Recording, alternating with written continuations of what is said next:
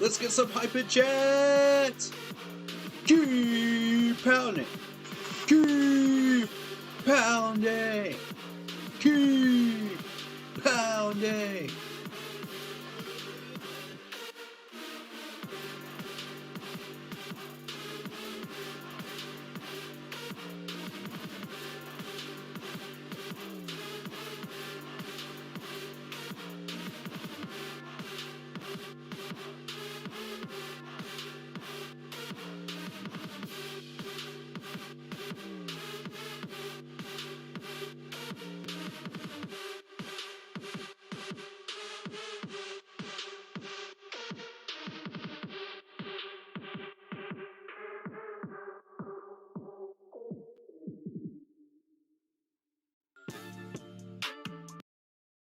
I'd like to taste a real Italian coffee, please.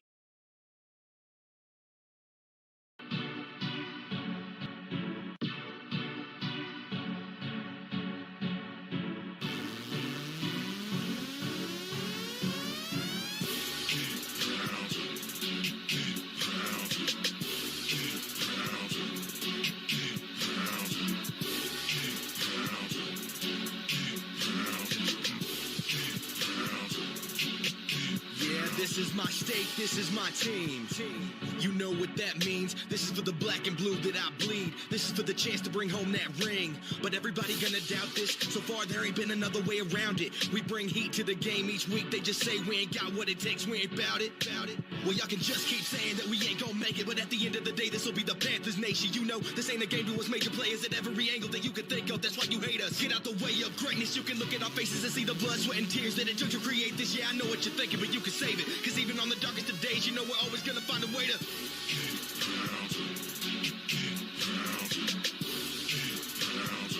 Tell them what we're gonna do.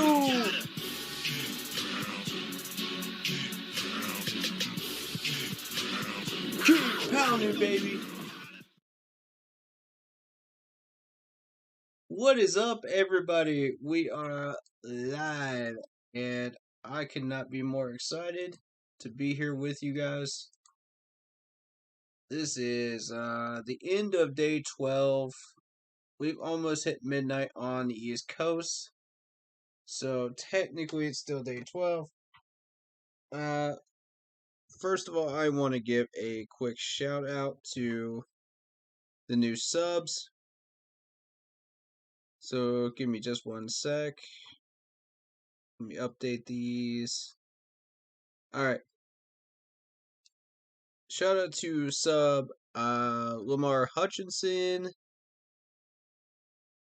Paul Nilsson, Chirac, NGQ Truth, I think that's supposed to say.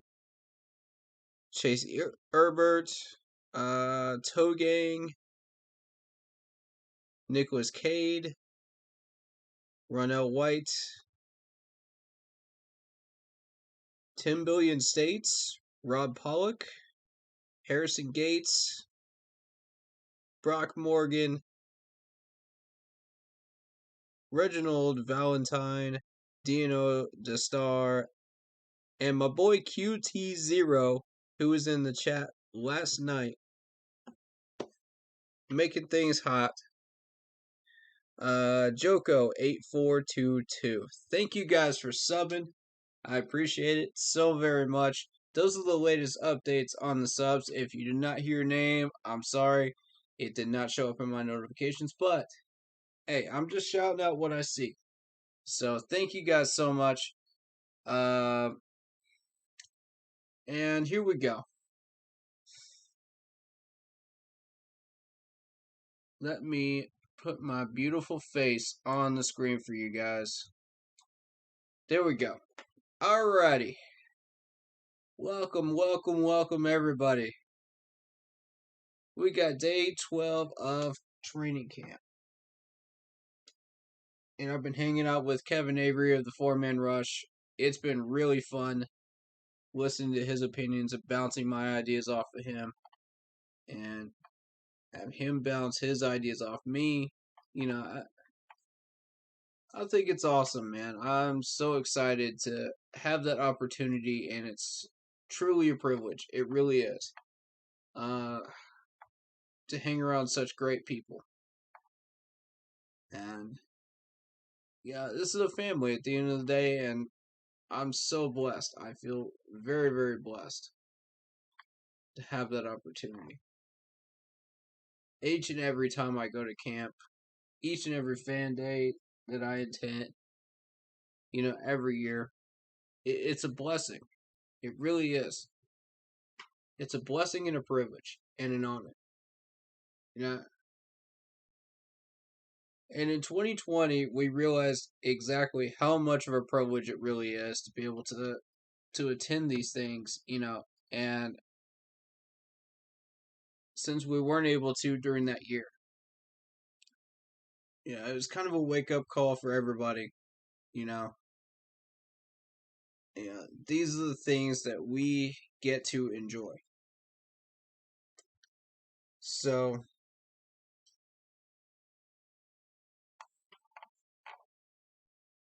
that being said,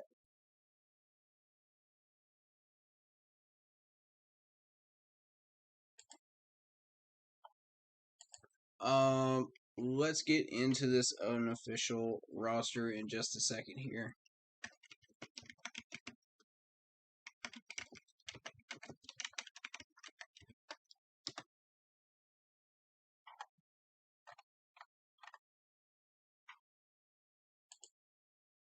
Uh,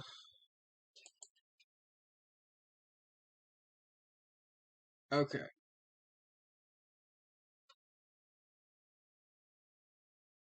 Let me try to bring this up on the screen real quick, and we'll be able to start talking about it a little bit.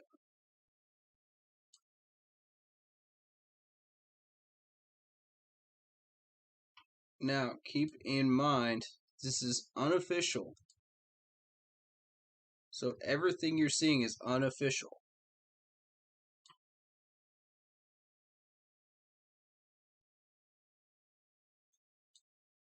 But we're going to jump into this in just a second. There we go.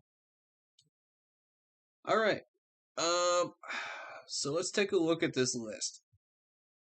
DJ Moore, right? Um,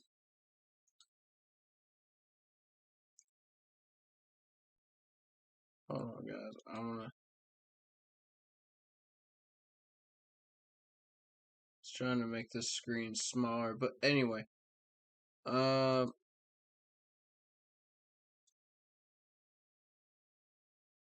y'all can see what we're dealing with here. Okay. You know what? Never mind. So let's look at this. DJ Moore, Terrace Marshall Jr., Shy Smith, all of which have had phenomenal training camps this year. Zylstra is on the upswing. I haven't seen enough of CJ Saunders to really tell you. Same with Micah Simon. Um, you know,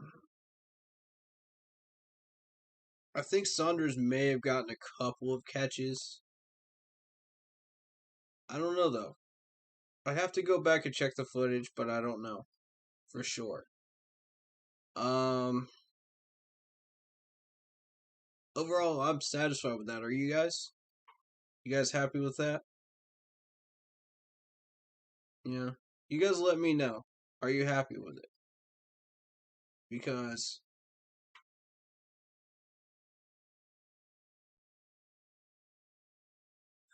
all of these positions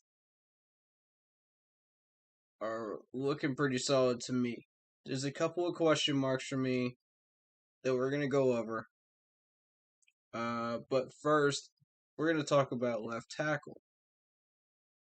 Cameron Irving sitting in there in first string. Trent Scott, Greg Little, Martez Ivy.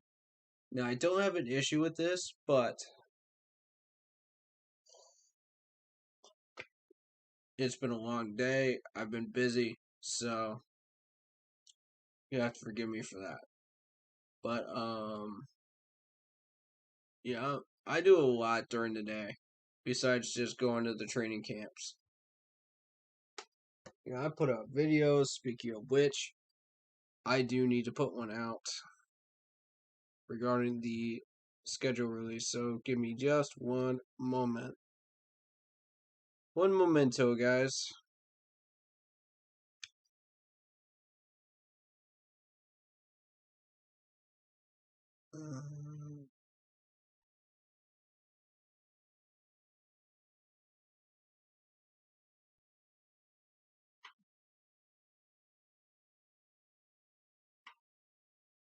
Um, release.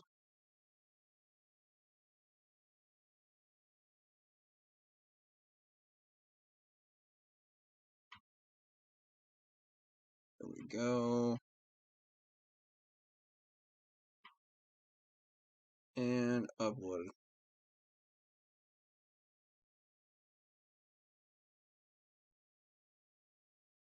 And I'll take care of the thumbnail later. Um, so we got Cameron Irving, Trent Scott, Greg Little. All three I'm satisfied with. I have zero problems with. Other than the false starts, which I don't think came from any one of the three of them. I could be wrong. Y'all let me know if I'm wrong about that, but I don't think so. Um, but yeah, for now, I'm happy with that. If you want to play musical chairs with any of the three of them, go right ahead. See which one is gonna be solid enough to start. You got 2 more days of training camp in Indianapolis, so for me, that's a musical chairs situation with the three of them. You could use any of the three of them, and I think none of them are really fully starter material for me, but borderline starter material for sure. Greg Little and Trent Scott. Irving, yeah, I'm starting to really come on to Irving a little bit too in that area. I think I'm coming around as far as he is concerned. But yeah, you can play musical chairs with any of the three of them. Ivy, I haven't watched much of, but no complaints, right? Left guard, Pat Eflin, Dennis Daly, Mike Horton. I've been hearing a lot of great things about Pat Eflin, especially where he did some work under center on Sunday. So I would put him as an emergency backup fourth center. I'd put him right there. I think he deserves it. Double up that name right there.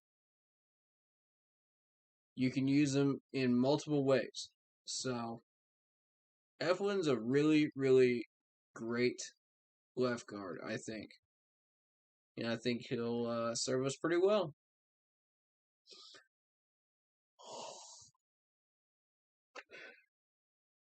I personally have been a big fan of Dennis Daly. I think he's solid. Yeah. You go into preseason looking real strong at the left guard position.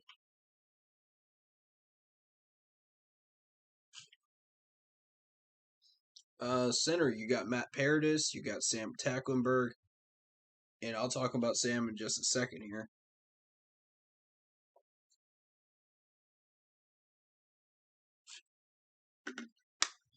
I don't know if y'all were out at that training camp today. It was a scorcher. It felt like 101.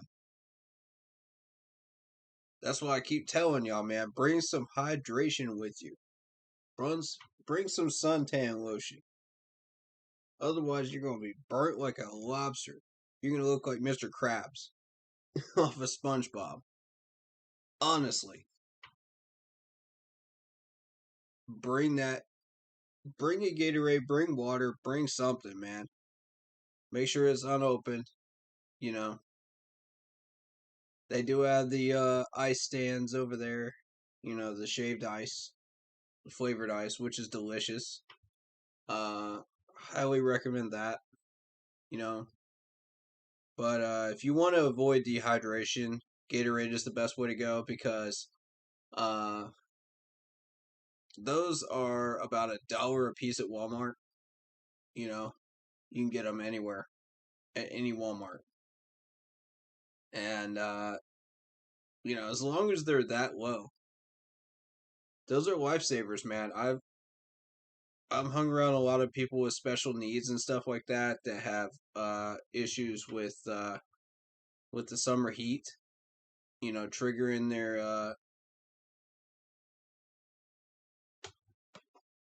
their issues. So, I highly recommend the Gatorade during the summer months, especially during July and August. It'll really, really do y'all some good, man. For real. And I don't want to pull some water boy stuff up in here, man, but you know, when you're doing with 101 real feel out there with that humidity, golly. I'm trying to tell you, I've been through some scorchers at training camp, but that was one of the worst ones. I was sweating bullets, y'all. Eh, for the people that have been on my live streams and have seen my posts, y'all know I'm not joking about this. If you were out there today, now y'all know. If that was your first time being out there, now you understand what I've been dealing with when they had that scheduled time at like 9:30 or 10:30 practices. Middle of the day. I mean, you saw some cramps, you saw some God knows what else from the players. A little bit of dehydration, it's bad. It's real bad. So everybody's happy with the fact that they moved it uh back to 8:30. I'm happy with it too. Um all right, so let's get back into this. We got Matt Paradis obviously at center. He came back in today. Looked good. Sam Tacklenberg, been watching him for about 2 training camps now. That should be a name that everybody should be familiar with if you've been watching our roster during training camps. He is no stranger to our training camp. And for those that don't know who he is, he's number 71. He's 6'4". He's 310 pounds from Baylor. This is his second year. Now,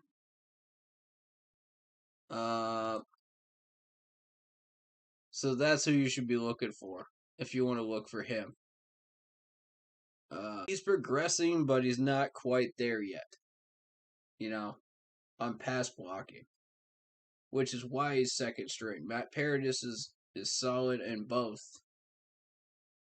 but he's nowhere close to what Ryan Khalil was when he was here. Ryan Khalil was the anchor of this offensive line. He was able to distribute signals. He was able to do all of this stuff, man. It was incredible. And he was unmovable until that last year. And that kind of signaled the downturn of his career a little bit, towards retirement. But the dude's been in the league for how long now? And it's incredible to watch that kind of success over the years. But we move on to Mike. I don't know much about Mike, to be honest with you. I really don't. I have no idea. I never saw much of him, so I don't know. You know. So that's one thing I wanted to point out was some of these names that I don't know anything about, which I need to start checking on a few of these players to see if they're worth keeping, towards the 55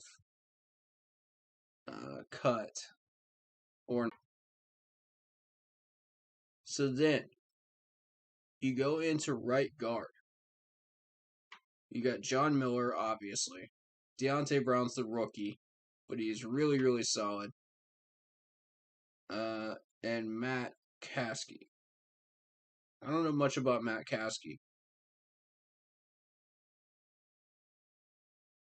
Any of these players that I say I don't know much about, if you guys feel like throwing in something in the chat about them, please do.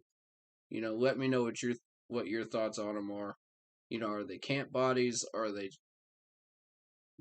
going to get cut? Are they going to stay? You think? Throw some thoughts out there on these guys. I'm curious. Because I'm going to take a look at them on the 17th, 18th, and 19th where we have the joint practices with the Ravens.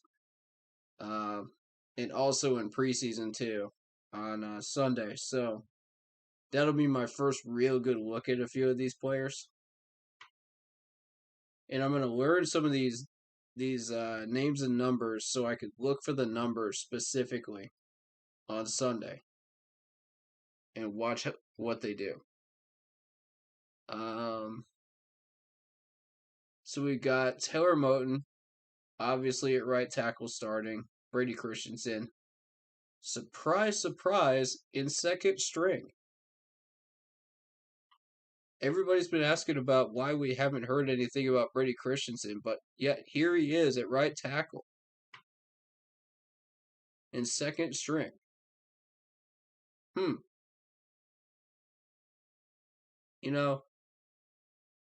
Kind of makes you think.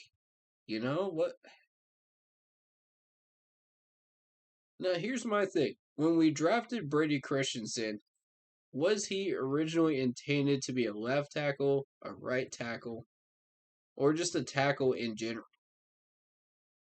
Because obviously he wasn't intended to be drafted as a guard, otherwise we would have drafted him as a guard. Correct? That's my take on it. And even then, either position, a lot of teams ignored Brady Christensen before we got him. And I thought, okay, well, this is a gift, really. Because if you look at Brady Christensen, he's a multi-position tool. You could put him anywhere. And he's a multi-position player. Y'all know what I mean. But that's an important tool to have in the tool belt as a player. To be able to do that in the NFL today is invaluable. You look at how many players can actually do that. And the coaches and staffs are starting to look for that now in drafts. That's starting to become a priority. So you got a guy like Brady Christensen that can now play right tackle. He can also play left. He can also play guard if you need him to as an emergency backup. And that's awesome. That's 3 positions right there. And,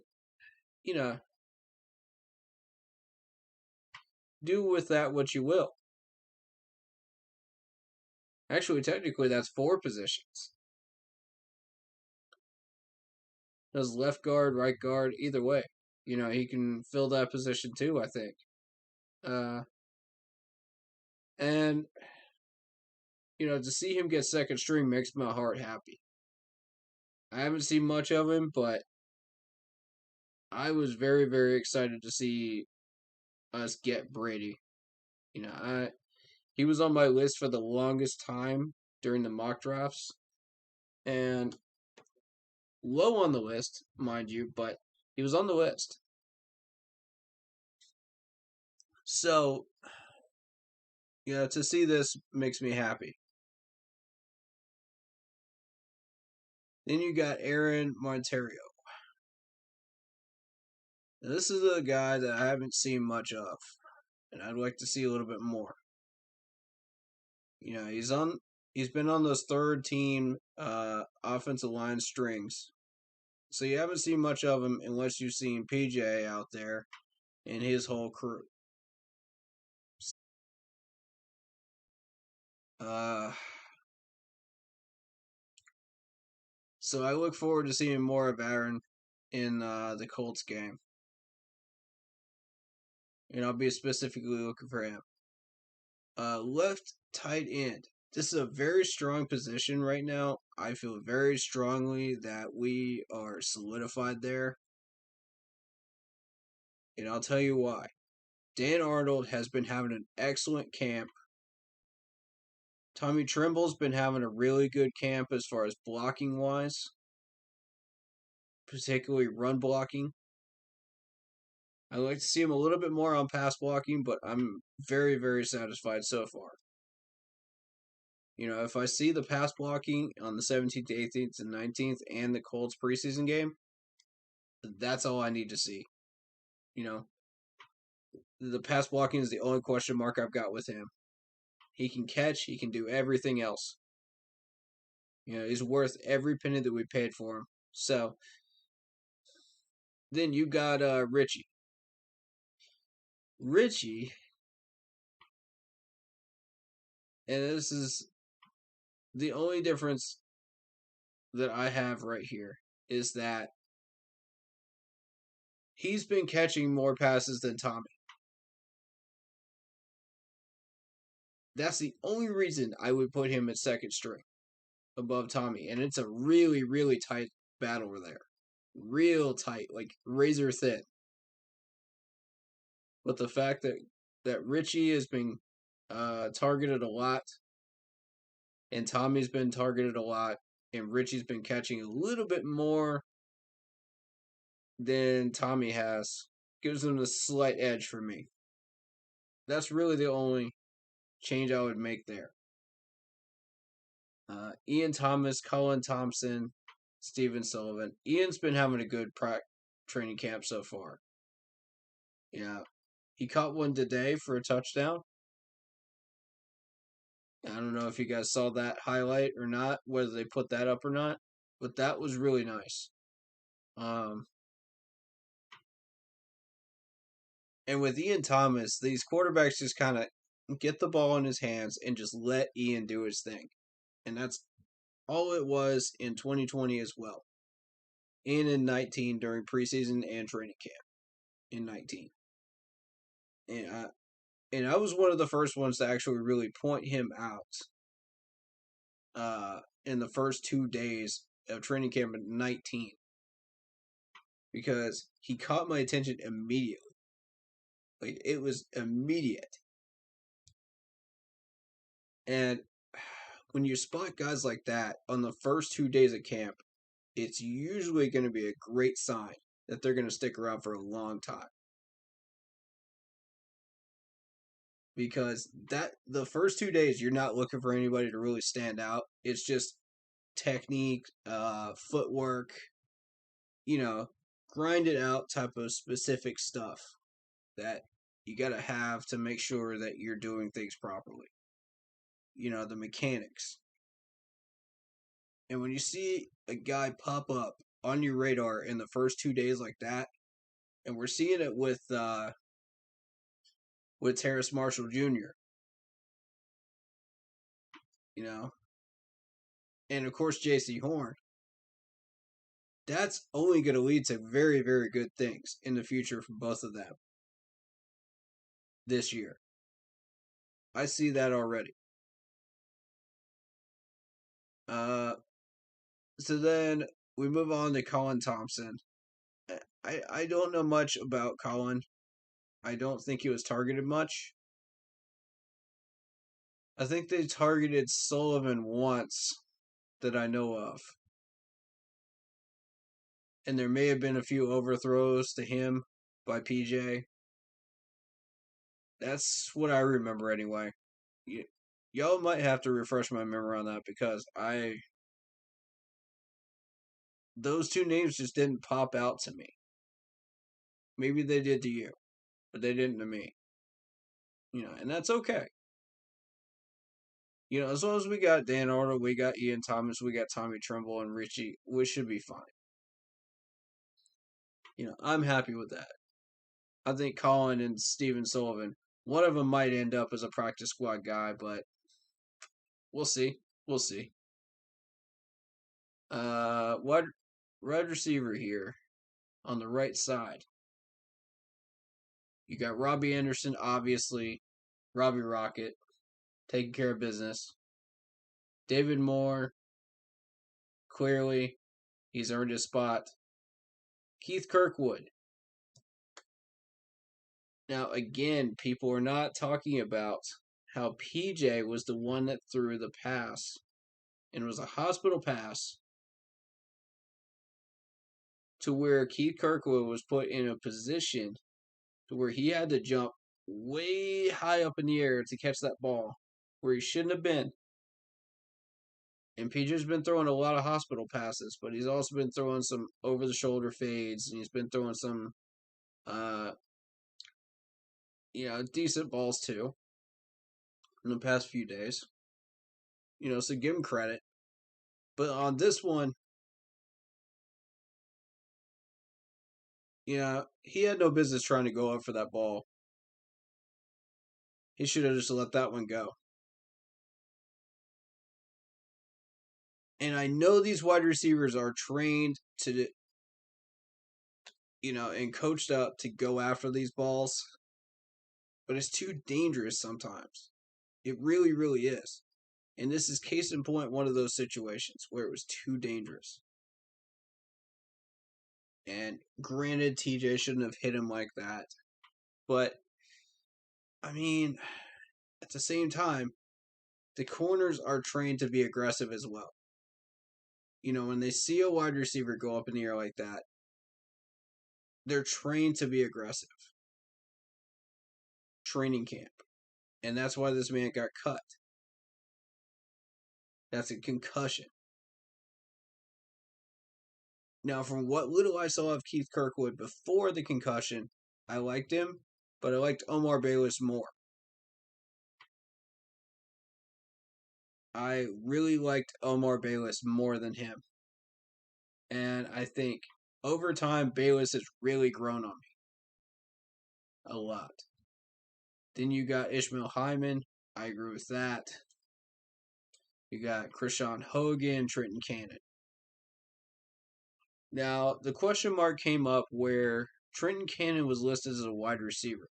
That's interesting to me.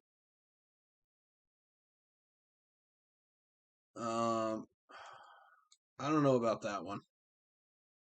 I don't know why he's listed as a wide receiver, but okay.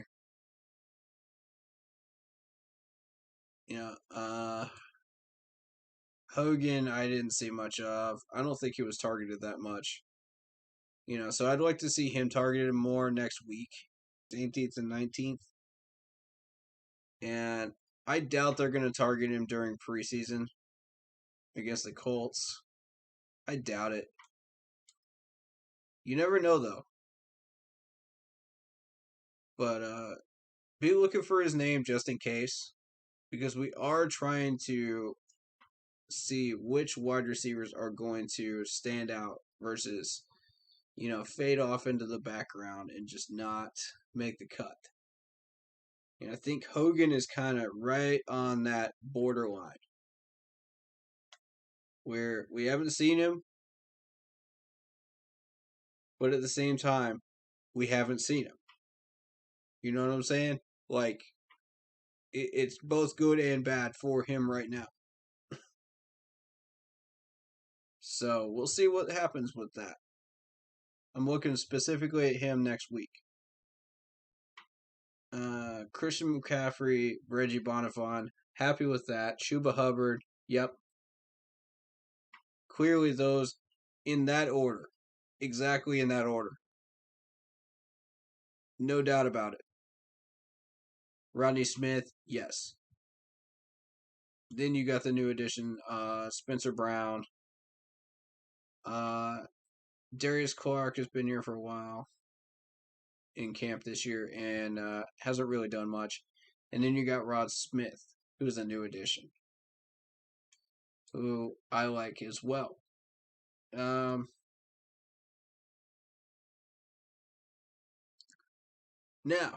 here's where things get interesting. Quarterback position. You see Sam Darnold's an automatic first. No doubt about it. No questions there. No doubts from me. I got no problem with that at all. Now, here's the real battle right here. PJ Walker and Will Grier. Who do you think should win that? Throw it in chat. Who do you think should win that? I want some opinions. Because y'all know how I feel about PJ. 2 straight days, he's had good days. You know, he's been improving since the beginning of camp. But the beginning of camp up till those last 2 days this week, oof. You know, and I can't speak for Sunday because I wasn't there on Sunday. And nobody really gave me any report on how he did on Sunday. So I didn't get to really look at that. So, you know, based on everything but the days that I've been there, that's what I'm going off of.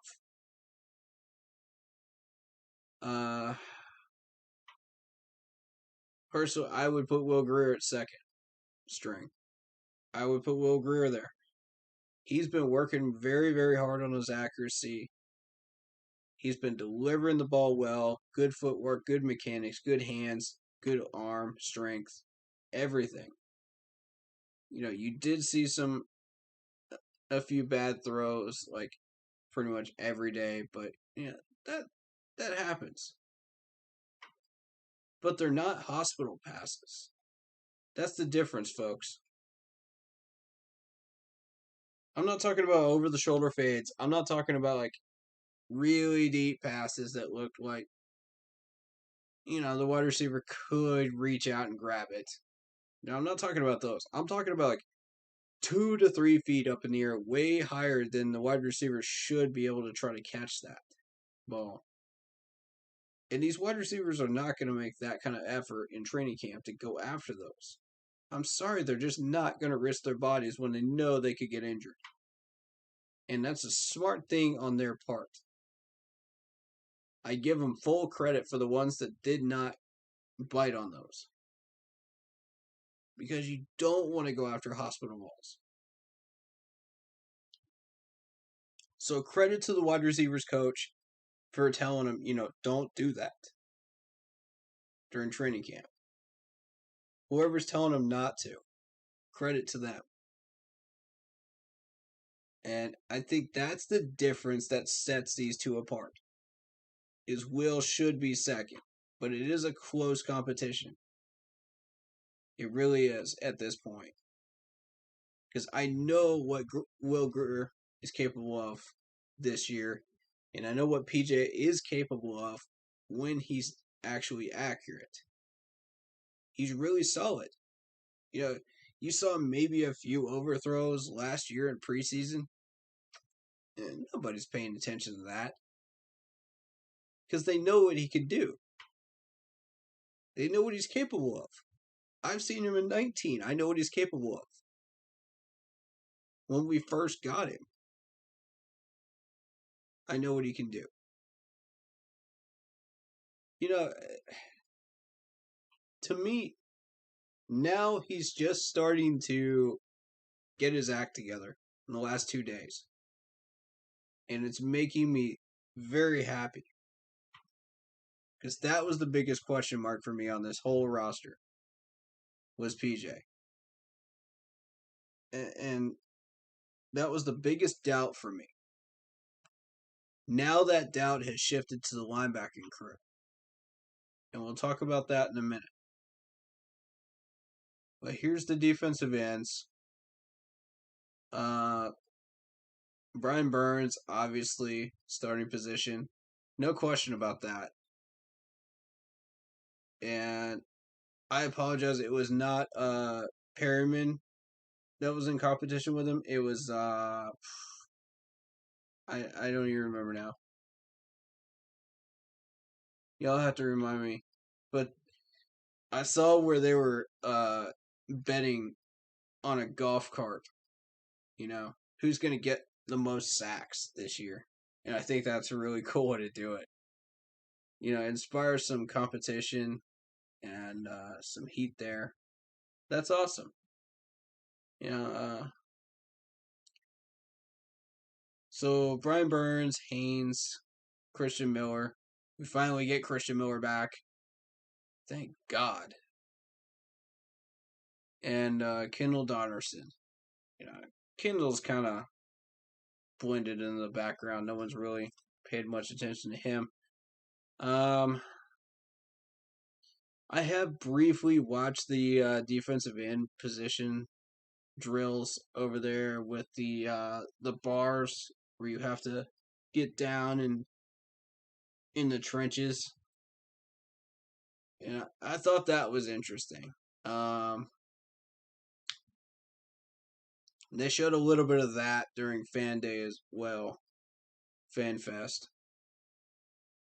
You know, if you were watching over there towards the goal line, that's where they were doing it. So then you got Derek Brown, Davion Nixon, Phil Hoskins, defensive tackle on the left side. Thus far, I have zero complaints about this entire depth chart.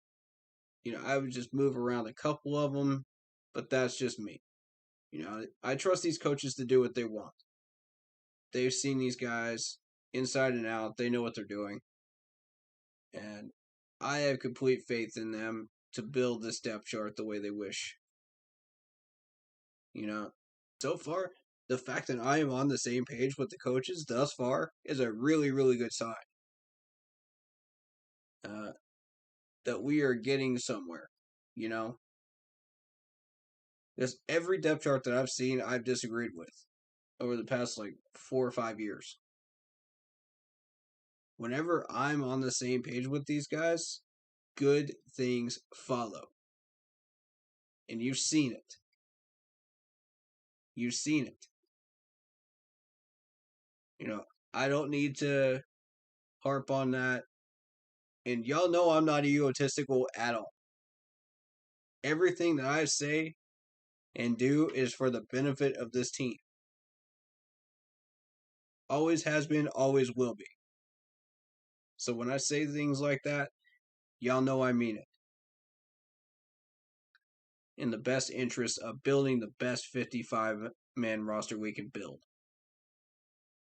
So, that being said, I like Derek Brown, starting position. I like Nixon at second. That's fine. Phil Hoskins, I didn't see much of Phil, but yeah, I wouldn't really pay attention to the third string that much. Yeah, some of these names are kind of, I'll have to look at them when we get into the Colts game, but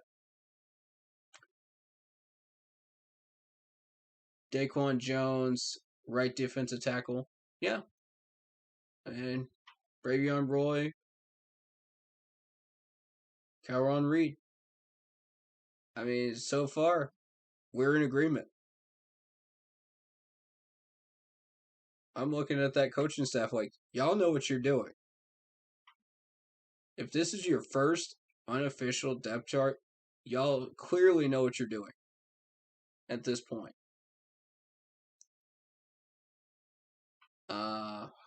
Morgan Fox, right defensive end, beats out Gross Matos. Now, here's a shocker. Here's a shocker right here. This is what people did not expect to see when they started looking at this. And I saw a few reactions to this.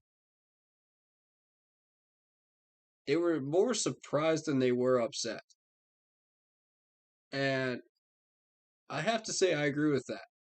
Because I've been looking at Gross Matos and I'm just saying, Gross Matos should be the first string. No. Let's look at Morgan Fox. Huh. So my question is for anybody that's seen these two guys, what is Morgan Fox doing that Gross Matos isn't? I'm curious about that. Because when you look at the pass rush, both of them look solid.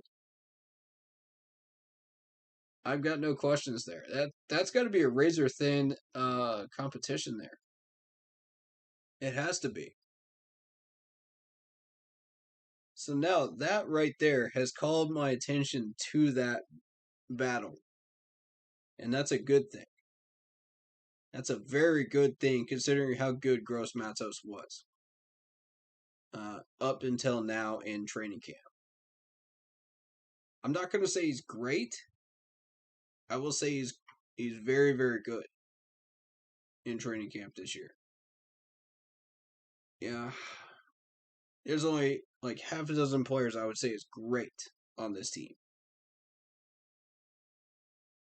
But very, very good. We got a good number of those players right now that could really make some noise. Y'all look at the defensive ends. You're going to be paying more attention to Spider Burns and Marquise Haynes over here. Don't ignore Gross Matos. That's a name you're going to hear a lot. And Morgan Fox beats him out. Wow. That's something I'm going to have to keep an eye on during the Colts game, guys. Very interesting. Frank Heron, third string guy. Don't know much about him. I'll have to check him out. But I am familiar with the name. Shaq Thompson, obviously having a great training camp so far.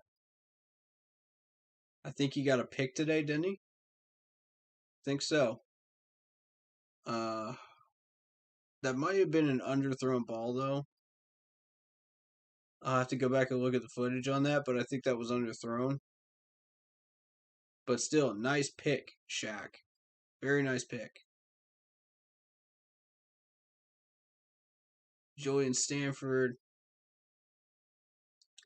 beats out Celestin.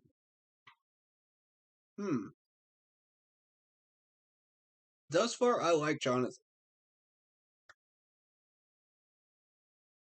So again, that kind of points out that linebacker battle right there. I think wasn't Celestin one of those players that got injured? I think I remember seeing that. You'll have to remind me on that. I'll have to double check that injury report list again. But I do remember seeing his name on it. That may be why Stanford beat him out. But had Celestin not been injured, I think he would have beat out Julian there. All right, so middle linebacker, we got Jermaine Carter. We got Perryman, Clay Johnston, Patty Fisher. I think in this particular instance, the linebackers have been really weak. We're running really thin because of injuries. We're running thin because of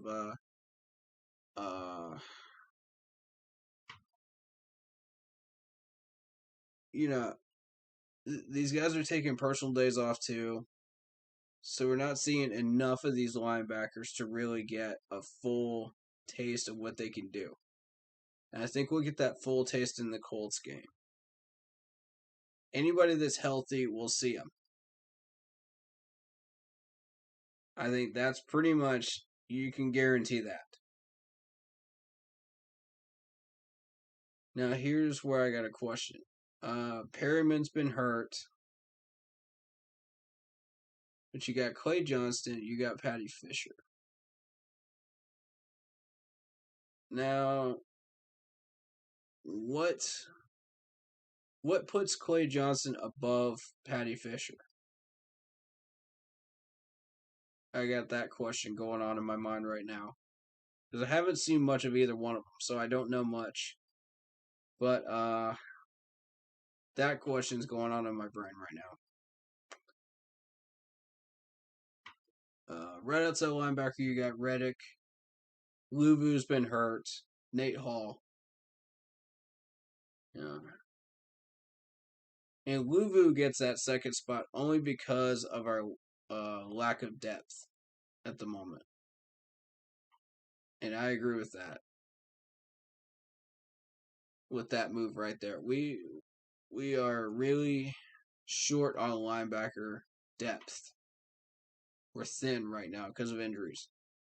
So I like that.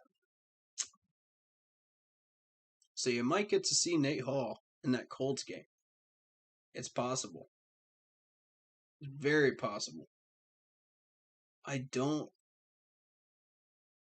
think Luvu actually did come back today to the active roster, but I'm not 100% on that. Can anyone confirm that? But I think I saw him out there in an active roster uniform.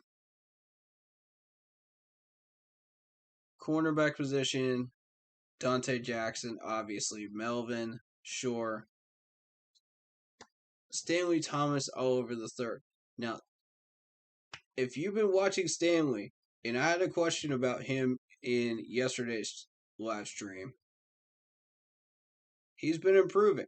I watched him specifically today. He looks good. And I think he should get that second spot over Melvin. That's my opinion, but, I trust the coaching staff. They know what they're doing again, so yeah, I'm going to let that one go. That's fine. Troy Pride Jr., he's been slowly improving, but, it's there. Ladarius Wiley is the last guy. Don't know much about Wiley.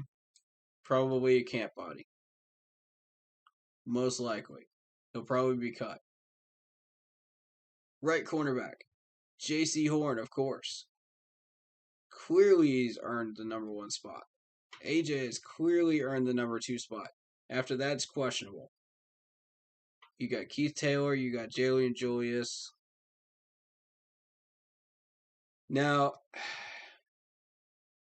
Jalen is a name that I remember from last year's training camp. Oddly enough. I don't think this is his first one. I gotta double check this. Yes. He was here last year for training camp. I don't think he ever made practice squad, but we re-signed him or something like that, and there he is. 5'10", 190 from Mississippi. So that's who he is if you are not familiar with him. Keith Taylor is a name I'm familiar with as well. He's a rookie, 6'3", 195. We just got him. And, thus far, I like what I saw from him.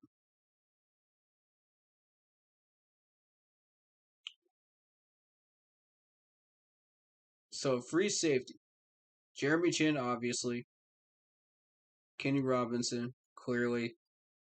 You want those two. In 1 and 2. Doug Middleton, number 3, short. Cool with that. Brian Cole, don't know much about it. So probably a camp body, most likely. Strong safety, Burris, Sam Franklin, Sean Chandler, Miles Hartsfield. There's a slight battle going on between Sean Chandler and Miles for that third spot. And I want to call attention to that one because that is an important position to have depth wise. Whoever wins this battle is going to end up on practice squad, most likely. Whoever gets second spot will probably be on the active 55. That's what I'm thinking right now. But you also want to have that third safety standing by in practice squad just in case. You never know what can happen. So we'll keep an eye on that. Miles Hartsfield, I am actually familiar with Hartsfield. Yeah, 2 years. He's been in at least 2 training camps thus far. I don't know about the third one. I think all 3. 5'11", 210 pounds. He's had 2 years experience up until this year. That's what that means. So, if you've been paying attention to the roster during training camp, that's a name you're going to be familiar with. He's been in and out. Sean Chandler. 4 years experience in the league, 5'10", 200 pounds, from Temple. It's another Temple guy that Matt Rule loves. It's Temple guys. And I believe, if I remember right, he was here last year. Was he or was he not? I don't remember. For training camp. I'm hesitant to say yes, he was. Because that's a name I do remember. You're not going to forget that name if you've seen it or heard it once. So, he's a very noticeable guy. Alright, so kick returns, you got Trenton Cannon, Shi Smith, CJ Saunders. And Shi Smith, they've been mostly using him for kick return stuff and punt return. I've noticed that. Same with CJ. So that's why you haven't seen much of CJ. Shi Smith, on the other hand, they're testing his hands. They're testing his route running. They're testing, the little things that he's doing. And he's been impressing in both areas. Both in kick return, punt return, and wide receiver. So. Then you got David Moore. And if you were watching some of the kick return drills and punt return drills, David Moore was really, really fast. So that's why they put him in at punt returner. He created extra yards on those returns. Typically people ignore the punt return and kick return drills, but I was only really watching for the lanes and how the return men did. Everybody else, I don't care. So I know they're disappointed enough they're not going to do anything that's going to screw them up, their chances up with staying in there. Special teams coach has been doing a great job, so. There's Joseph Charlton as the punter. And Joey Sly's been having a really good training camp as well. I think he hit like a 45-yarder. Ugh, excuse me. Long day today. But yeah, I think he hit a 45-yarder? Was that what he hit in the last couple of days? I'm trying to remember. But today was mostly situational drills. And we'll go through those videos in just a minute, but I was really satisfied with PJ in those situational drills. Yeah, he did have a few overthrows, but I mean, for the most part, he looked good. He looked real good. There was one thing that stood out, and that was actually there are two things that stood out. One, there was a wide receiver or a tight end, I'm not sure which. May have been Dan Arnold. But it was one of the starters, and he didn't get out of bounds when he should have. So you could hear Sam Darnold just shouting really, really loudly, "Don't beat ourselves.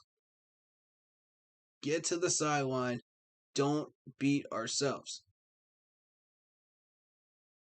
I don't know if it was Sam Darnold or not. It may have been one of the coaches, but I clearly heard that shouted.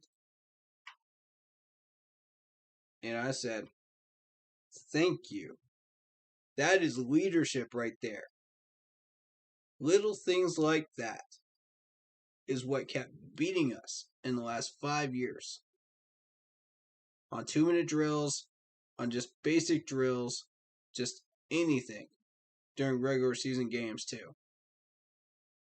Those are the little things that make a massive, massive difference between keeping drives alive and killing drives. And we saw a lot of that with Teddy Bridgewater. We saw a lot of that with Cam Newton before he left. It's the little things. And now we're starting to really focus and hone in on those little things like that. Like getting out of bounds and shaving off a second or two off the clock where we otherwise wouldn't have. Shaving off that extra half second when we're running up and spiking the ball. It makes a massive difference. That's the difference between going for a touchdown or settling for a field goal. That could be the difference between getting down the field into field goal range and not doing anything at all before halftime or at the end of a game. Those 2-minute drills are critical. And I'm really, really happy to see a lot of this situational football incorporate that 2-minute drill. Each part of what Matt Rule has installed builds on the next day. The next day builds on the last. Until we are ready to take on a live opponent like the Colts. Until we are ready to push that chemistry into the regular season and start winning games. And here's the difference, man. And I mentioned this in the video that I put out. I'm not sure whether that went up or not, but I'll double check in a minute. Or I'll double check after the stream to make sure that's up. But that's one of the primary differences between Matt Rule's coaching style and Ron Rivera's. Ron Rivera's was a little bit different. He was just kind of, okay, we'll go with the flow. We got a basic plan of what we want, but it was kind of a lazy plan of installment of stuff. And it was just kind of, we'll go by what we have, and then we'll make adjustments as we go. And that was like 5 years of that, not counting 14 and 15, where he was a very, very more so strict coach about the fundamentals. And that's why in 14 and 15 and 17, we were able to go a little further than we probably would have otherwise, because of those fundamentals and those drills where he was strict about that stuff. Now Matt Rule installed this stuff and set the bar right from the get go. First 2 days, fundamentals. Boom, boom, boom, boom, boom. This is what I need to see. This is why I need to see it. This is what happens if you don't do it. And he installed that in his coaching staff. You heard it from the DB's coach. You heard it from the linebackers coach. You heard it from everybody. This is what happens if you don't get it done. This can be the difference between keeping drives alive and killing drives.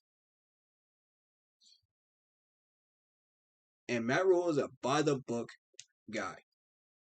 He already knew exactly how he was going to install his offense, how he was going to install his defense. He's got a plan in place. And if you follow it, you're going to find results and you're going to find success. And that plan will push these players out of their comfort zones. That plan will push these guys to go outside of their box and really compete. And it shows you which ones have the competitive fire, which ones don't. And the ones that don't are the ones that fall behind and eventually get cut. So I love Matt Rule's approach to the training camp thus far. And we've seen 2 years of it now. Now I'm getting to see it in person. We're all getting to see this in person, not just on a screen. And that's what I've been waiting for. They only showed us what they wanted us to see during training camp videos last year. And I was like, this is not enough. This is not enough. There's certain stuff I look for, certain fundamentals, certain feet techniques, footwork, stuff like that I look for that we were just not able to get out of the limited footage that they gave us. And now seeing these guys in person, full practices, not just snippets, makes all the difference. Because now I'm able to pick apart certain footage. Now I'm able to see, why these guys are doing things the correct way, why they're not, how that affects the next drill going forward. The chemistry between these players. You can't get that off of a screen, folks. When you see this stuff and you're scouting it in person, it's totally different. So it's a total 180. And I'm just sitting there like, this is what I need. This is so refreshing. It's like a breath of fresh air to be out there this year, as many times as I was able to be out there. And to see some of these players show that competitive fire right in front of me. J.C. Horn, Terrence Marshall Jr., Shi Smith, just showing that competitive fire right out of the gate the first week. That's what I need to see. That's why I travel to see so many of these training camp days. That's what I'm hunting for when I'm gathering scouting info and making videos for you guys.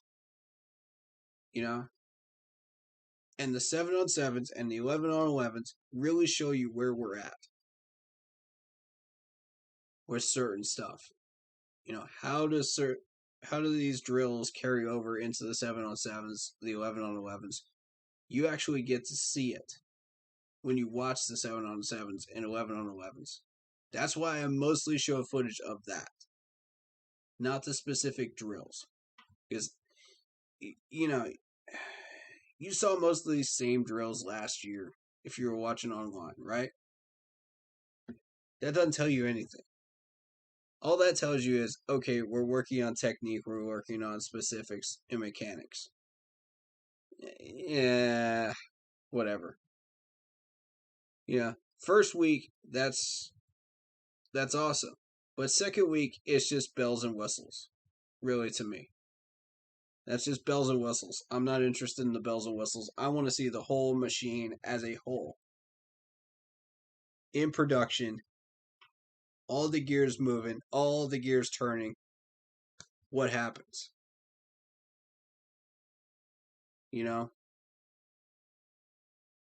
And that includes the offensive line versus the defensive line. Are we disciplined? Are we going to cause false starts? Are we going to cause offsides? What's going to happen there? And today, the most positive thing I saw was 0 false starts. 0. I can't tell you how happy I am to see that happen. After the last few days, I mean, we're talking since last Monday, we've had issues with false starts. And to see in situational football, when it's the most crucial, 0 false starts. Nice job, O-line. Nice. That's what we need right there. Discipline on the line. Nobody flinched. It was the most beautiful thing to see. And I tell you, these situational drills are the most testing of the lines. That's where you're going to see the most false starts and offside penalties. During those situations, when the pressure is turned up to 50, that's when it starts happening. And I saw none. That is a testament to how well the offensive line coach, the defensive line coach, and whoever's been working with them have been doing. That is a testament to their success in the last couple of days. Because I think you only saw like one false start on Monday. I think you always saw one. But I think there were like 2 of them on Sunday reported. I don't know. May have just been one. But I know last Monday of last week, it was horrendous. And Matt Rule was pissed. He was madder than I've ever seen him during that press conference. And I'm just sitting there like, I don't blame you. And we hear all these reports about Tom Brady getting pissed off at his line too. So, I mean, that just tells you discipline on the offensive line is important. It can cost you drives. It can cost you points. It can cost you games.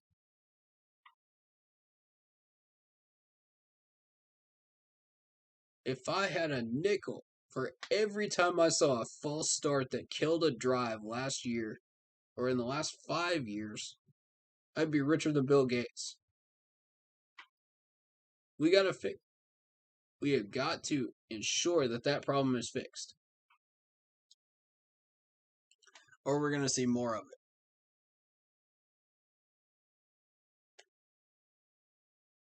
it. Okay, and when you look at Alabama, when they were winning championship games, when they were facing quality opponents, How many times did you see them false start?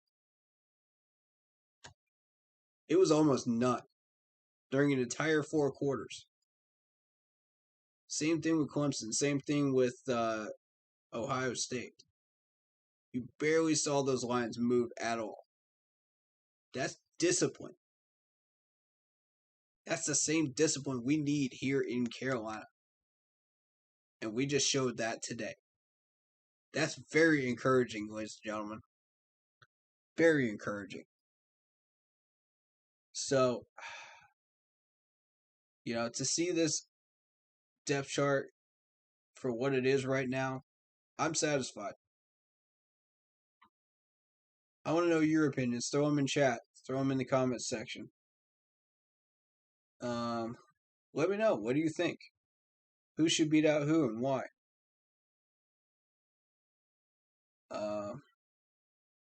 I think special teams is ready to go for the Colts game. They look good. No issues there. I was more specifically looking at the lines on the special teams.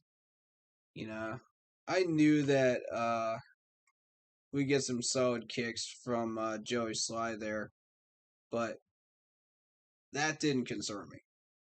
What I was looking at was the lines on special teams, because how many times do you see a false start on a field goal try where the other special teams line finds a way to make your guy move, and it costs you 5 yards, and that 5 yards makes all the difference in a kick to get 3 points, or to not get 3 points sometimes. And I hate to see that happen to us during a regular season game. I hope it doesn't. I don't think it will. I don't think it will this year. I think these guys are disciplined. I think they learned their lesson. We're going to find out in Indianapolis whether they did or not. Because Indianapolis is going to test that line. And we're going to find out exactly how good that discipline is.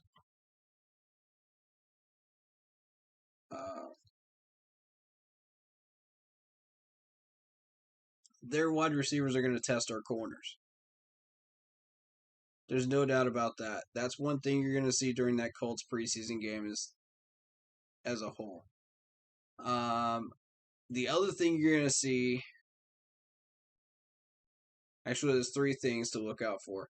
Number 1 is the wide receivers testing the corners. Number 2 is going to be they're going to test our linebackers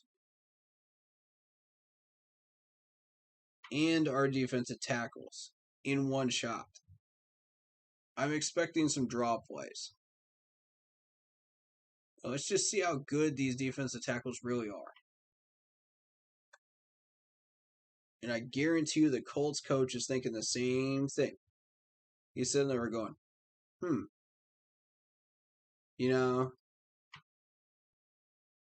we got questions about the passing game, but they've got issues at linebacker, so let's try to exploit that. Right? That's what you're thinking if you're the Colts coach. So that's what I'm expecting to see a little bit of.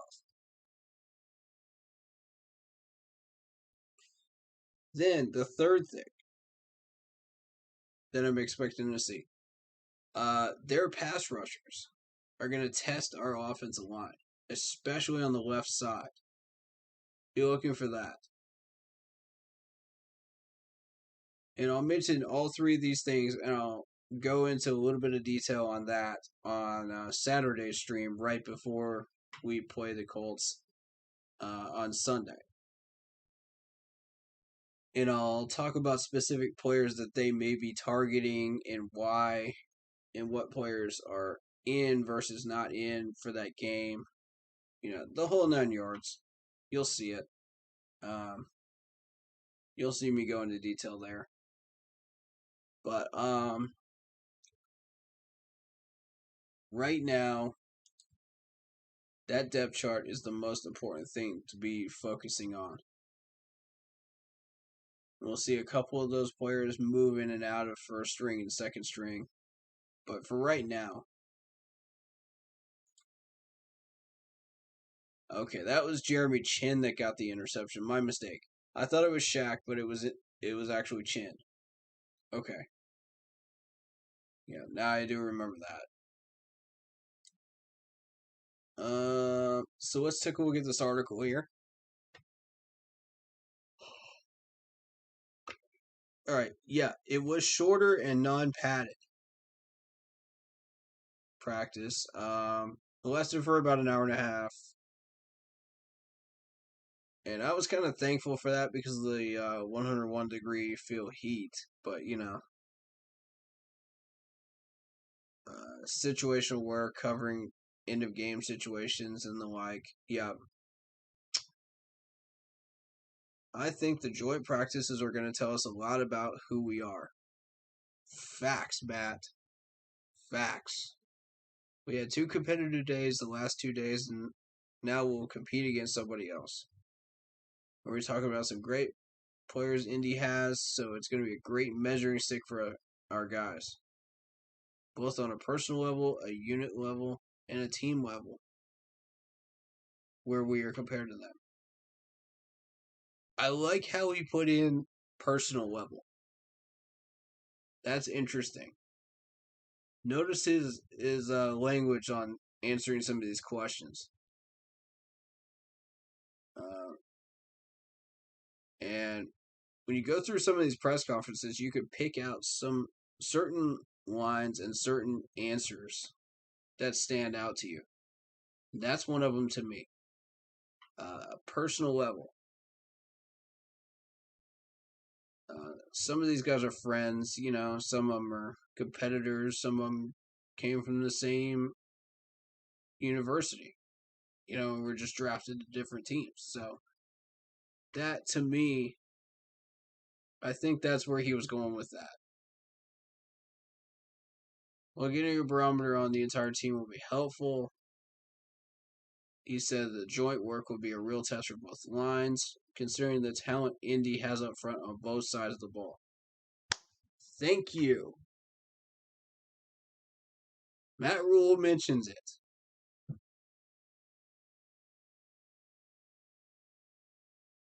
You think Ron Rivera would ever say something like that? No. This is why Matt Rule is our coach right now. And I'm fully on board with this man. And I hear people saying, oh, Matt Rule's lying and, this, that, and the other. Look at the language that he uses during these press conferences to answer some of these questions. Then you tell me, what part is he lying? I don't understand that one.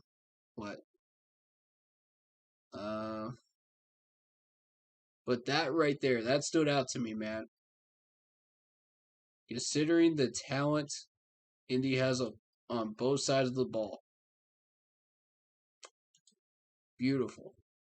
Beautiful that he pointed that out. Thank you. I think the offensive and defensive lines, it'll be a great test, not going against each other, but going against someone new. Yes. We're going to find out exactly where these lines stand, how disciplined they really are. I mentioned that a minute ago. There you go. Came straight from the coach's mouth himself. And again, we're on the same page. That's a great thing. Panthers will travel Wednesday from Charlotte, so the early finish Tuesday gives them a little break, for which would be a more challenging couple of practices in Indianapolis. There were 2 interceptions. Jeremy Chin. Okay. So it was Jermaine Carter. Okay. I thought there was a linebacker interception. I could have sworn that was Shaq, but no, it was Jermaine Carter. Okay. Chin making plays is something that seems like is going to happen all year. Yeah. Yeah, I mean, he's Chin. Come on. Carter continues to have a solid camp. I agree with that. Well, it was reasonable to wonder whether when they signed Perryman if he would have a place in the starting lineup. Carter has shown no indication that his job should be in jeopardy. Ooh. Did y'all catch that part right there?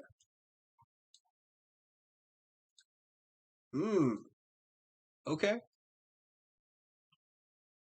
Perriman's still out with an injury that could last a while, and Carter continues to prove himself reliable and capable of making plays.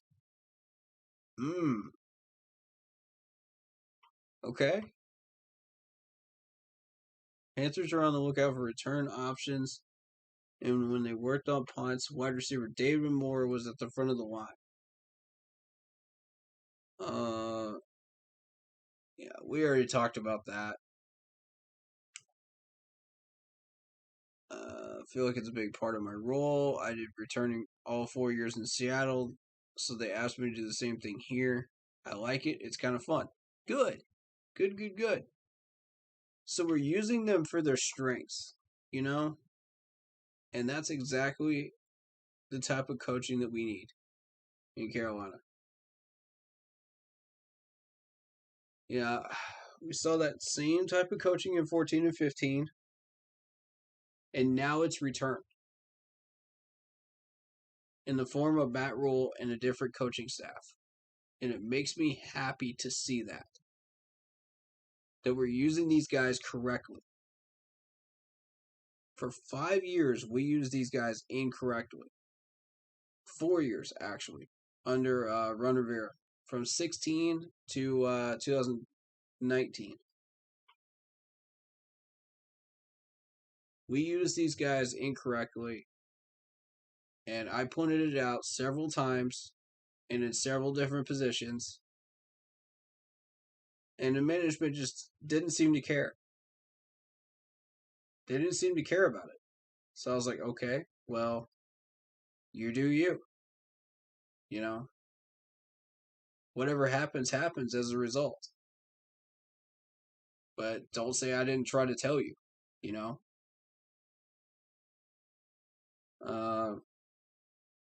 Because, see, I can point this stuff out way early. As early as the first 2 weeks of training camp. Because I start to see patterns. That's what I look for is patterns. I look for any little thing that could disrupt those patterns, either good or bad. You know, and if it falls into a bad pattern, I call it out. I've said it on videos, I've said it on official pages, so it's not like I'm not doing my part, you know. I'm pointing this stuff out to them. So if they choose to ignore it, that's their choice. But I'm just trying to do my part and let them know. I'm trying to be as helpful as I possibly can with this channel and with this page. I want the best for this team. Said it many times. If people don't believe it, that's their choice to not believe it. But yeah, I've showed many examples of why, you know, and how I want the best for this team. So that's up to you.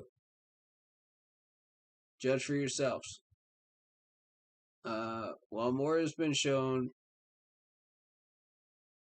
more competence there. It's still an area where they could upgrade later. Returners are generally available throughout the offseason, so it's not inconceivable that they might look for one later. That's true. I could see that. Most of these guys end up as camp bodies, and you see them cut, you know, right before the 55, right? Which used to be the 53, you know, before COVID hit. But hey, yeah, most of these guys that they sign just are camp bodies that just warm things up, you know, warm up the competition, heat it up, and that's fine. Yeah, and the general manager, Scott Fitterer, said that's what he wants to do. He wants to rotate the guys through and really get the competition heated up. So, and again, we had a large number of players sidelined and not participating today. Cameron Irving moved yesterday from yesterday's red jersey to a green model, suggesting limited. So technically, that's an upgrade, I believe, right? He missed Monday's work with what was described as a shoulder issue, though it didn't seem serious. And this is another thing I want to point out. I'm glad that they have a jersey color system because if you guys remember, the quarterbacks used to wear these red jerseys, and it indicated, okay, don't touch the quarterback, don't touch the quarterback, you know. And now that red jersey stands for, okay, it's really, really limited practice, if anything at all. And that is fantastic. You see, the green means limited, and then back to the regular jerseys. You know, the black and blue. Fantastic. Yeah, I love seeing that system put in place. And I believe Ron Rivera actually followed that red quarterback jersey model for a while, if I'm not mistaken. But good to see that in place, you know, consistently, you know, and that's not going to change. So we know exactly who is where, specifically by what we see. With Irving out and Dennis Daly still away with an excused absence for family reasons, the Panthers got another look at Taylor Moton at left tackle today, which I was satisfied with. I didn't see any issues on the left side today. Maybe y'all did, but I didn't. Tuesday to wrinkle with Sam Tacklenberg, working with the starters at center since Matt Paradis was wearing a green jersey after leaving practice with some back tightness on Sunday. Yeah, that's been a thing. And I believe Paradis also had a personal day off yesterday, too. So, yesterday meaning Monday. So, there you go. That's where things are. And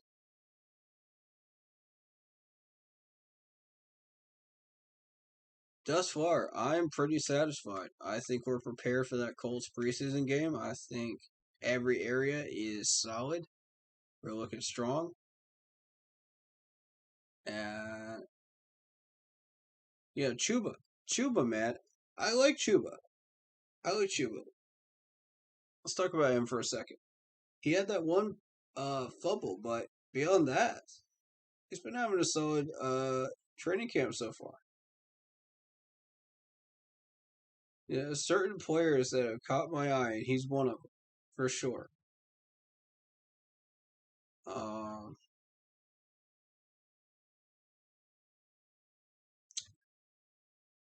That in the words that we've been competitive the last 2 days. I agree with that. We've been very competitive in a lot of areas.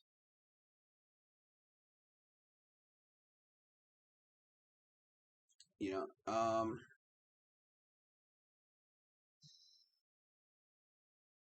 I do want to bring up one thing.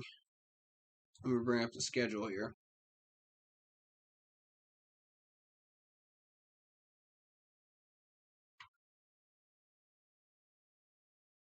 People were saying 12 wins in the chat yesterday. So I just want to point something out. I don't know if y'all saw the post that I put up on the Facebook page. but I'm going to get to it in just a second.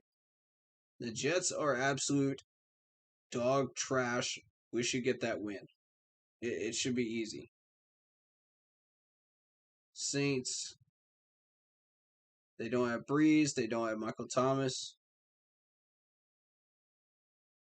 But don't sleep on them. They're in our building. Let's take care of business. Let's get that win. That is our opportunity right there. If we can take care of business in our building, that's 2-0. We go into the Texans, and here is where the big news. Now, here is what I want to point out. Y'all have been wondering about Deshaun Watson, why we have not been hearing anything about him. Now we got some news. I've heard that he is not participating in team drills at all. And I heard this from ESPN Radio today on the drive back. So take this news for what you will. He's not been participating in team drills. And he's got to show up for training camp or he gets fined $50K for every day that he is not there. And these guys are trying their very hardest not to have him pay fines. They want him tradable, but no one's biting on that crazy offer that they're throwing out there. And there were a couple of rumors that we were still interested. I'm going to dispel that right now.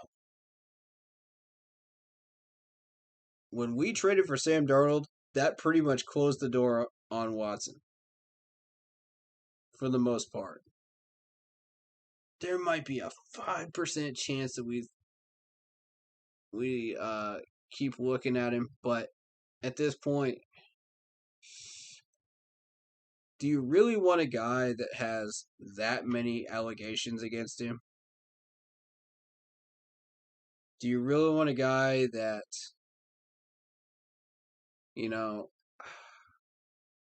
struggles with integrity? Do you really want a guy that is going to not participate in team drills and be petty during situations where he is trying to get traded? Is that really what y'all want? Because that's what we would be getting if we went after Deshaun Watson. And believe me, I am a Clemson fan as well as a Panthers fan. I'm a Panthers fan first. But when I heard that news, it broke my heart. It legit broke my heart because I thought I knew this guy. I had met him in person. I actually shook his hand. And I told him, best of luck this season. Stay, be you. Don't change. He comes in the NFL changes him. And I said, you gotta be kidding me. I never imagined he was this petty when it came to situations like that with the Texans management. Now, I understand everybody's been salty with the Texans management lately. J.J. Watt's gone.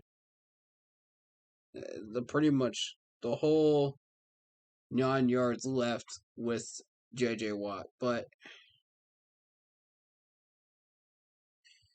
And I understand how frustrating the Texans front office is right now, but you can't be just as petty. Otherwise, it makes you look bad as a player. It makes you look bad too. I mean, look at Rodgers right now. Rodgers is now stuck with another year with Green Bay. But let's be real here. This is not the first time that Green Bay's management has screwed over a star quarterback. Remember Brett Favre? And I'm not saying I'm taking up for Brett Favre at all, because Brett Favre was just as mean and nasty as the Green Bay front office was. So it made him look like a clown too during that whole thing. Now I respect what all three of these quarterbacks, I respect what they did in their careers. But when it comes to dealing with front office, imagine you're dealing with the front office of your work, and they're thinking about moving you to a different town or something, and you're like, no, we can't do that. We can't.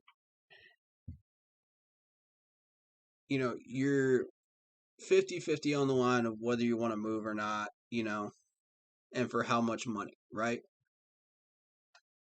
Think about that in the terms of Deshaun Watson. Think about that in the terms of Aaron Rodgers right now, that are really salty with bad management, really frustrated with them, and trying to figure out what to do.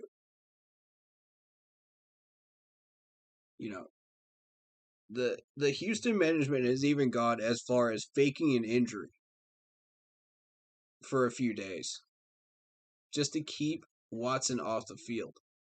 But you can't keep him off the field forever. So, where does that leave Houston right now? They are really in a bind. They're going to put Tyrod Taylor as their quarterback, their starter for this year, which means we are dealing with Tyrod Taylor week 3. This is how that affects us. We have to prepare for Tyrod Taylor, but I would suggest that we prepare for both quarterbacks just in case. You never know when that might change, what's going to happen in training camp. So I would suggest keeping a heavy ear open to what's going on in Houston. Focus on that, as well as training camp, and see what's going on. My attention span is on both right now for that reason. I'm 90% sure that Tyrod Taylor is going to be who we're going to be facing in week 3, but you just never know when that might change. The NFL is a crazy, crazy business, and a lot of things happen. A lot of things can happen. So, I'm not ruling out the fact that Watson could be put in as a starter just because maybe they get tired of Tyrod Taylor. Maybe Tyrod doesn't do well. And they say, okay, well, we've got Watson still. Is he part of the team or isn't he? If he is, we're putting him in. He's our best chance of winning a game, right? Against a hot Panthers team. Which we're going to be hot coming into that game if we win the first 2. And we should. That's 2-0. Considering we do what we're supposed to be doing. And I would assume that we do. With some injuries. Now. And those injuries started week 2 against the Saints. But my point being, those injuries will not be a factor against Houston. And let me tell you why. Everybody left with J.J. Watt. Everybody. Except for Watson, who is trying to get out right now. Everybody that is relevant is gone. DeAndre Hopkins is gone. That's the one that started it. That's the one that started the train. So hot topic of discussion is the Houston Texans game in week 3, for sure. Then we battle those Cowboys, Eagles, and Vikings. That's where it's going to start getting a little bit crazy in our schedule. But if we face Tyrod Taylor, I'm saying win. I'm straight up saying win. 3-0 going into Dallas. I'm saying it. I'm not sold on Tyrod Taylor with the weapons that they still have left in Houston. I'm not sold on it. That Houston defense has lost a lot of key pieces that went into free agency. So I'm not sold on them at all. I think that's a win. Y'all let me know. What do you think?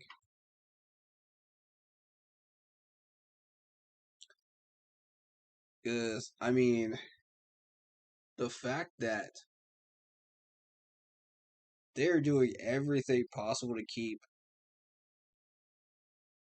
uh, Watson off the field as a whole, but they still want to get the clear market value out of him, that says a lot to me. The fact that Watson chose himself to stay out of team drills. That was not management that told him that, to do that. He did that himself, but the management allowed it. And this is why I say this is getting a little bit petty. There's got to be a middle ground somewhere. And my question is, will they find it by the end of training camp? Or are we going to see a bunch of nonsense going on and we're going to see Tyrod Taylor in there as a starter?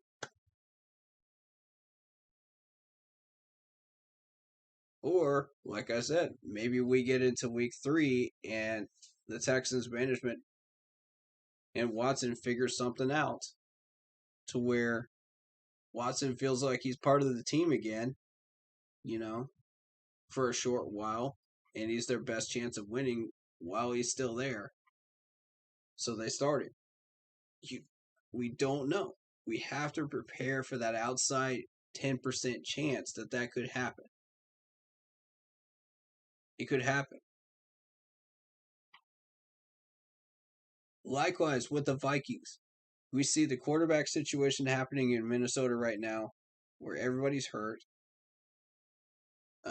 Everybody's on that COVID list right now. Not hurt, excuse me. And these guys come back, and they're firing on all cylinders. You don't know what's going to happen there in Minnesota. There's a lot of question marks there. But they still have a lot of weapons in Minnesota.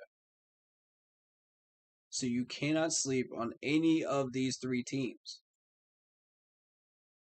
Any one of these 3 teams could be a trap game. Any of them. This part of the schedule is dangerous for us. Very dangerous. And that's going to tell us exactly where we are as a team.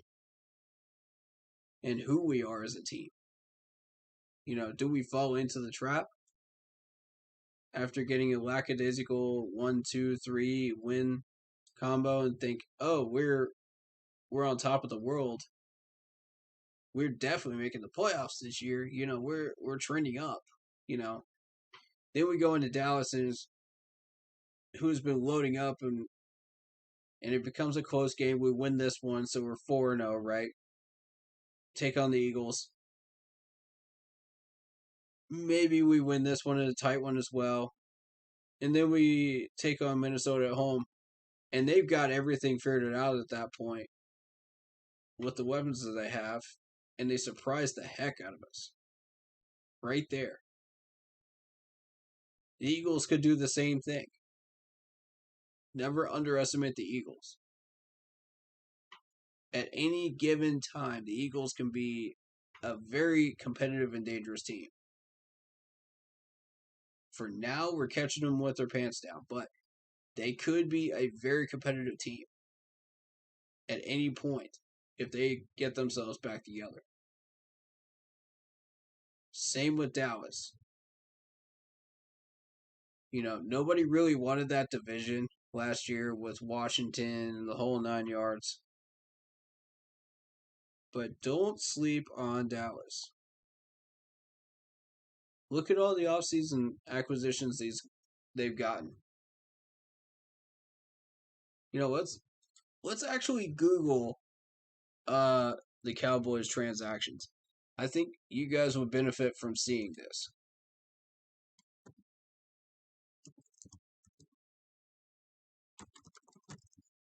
Transactions 2021. And specifically, I want to look at the offseason pickups. Not necessarily the draft picks. You guys know the draft picks. That's not new. So we're going to start. Let's see. Right, January they fired their defensive coordinator. They placed the franchise tag on Dak Prescott. They agreed to terms with Dak Prescott on a new contract 4 days later. Moving on. Nothing interesting there. Javon Curse. Jaron Curse, my bad. The safety. Then you've got Keanu O'Neal on April 9th.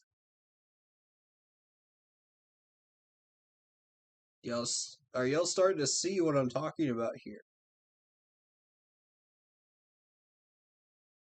You got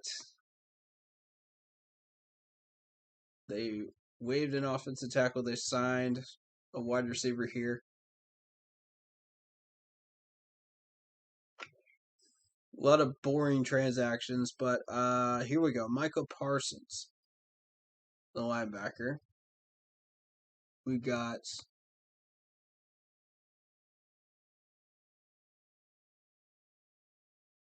there's a lot of names that a lot of people are not going to be familiar with here. But I'm just pointing out the obvious ones. They signed a cornerback, Kyron Brown. That's one to keep an eye on.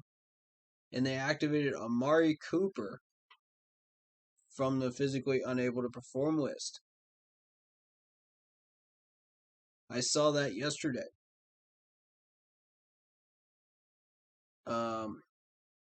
I was Googling stuff from some of the teams that we were competing against, and I saw that, off stream. And it caught my eye.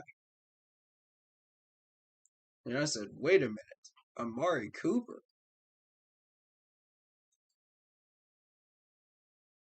Amari Cooper's back.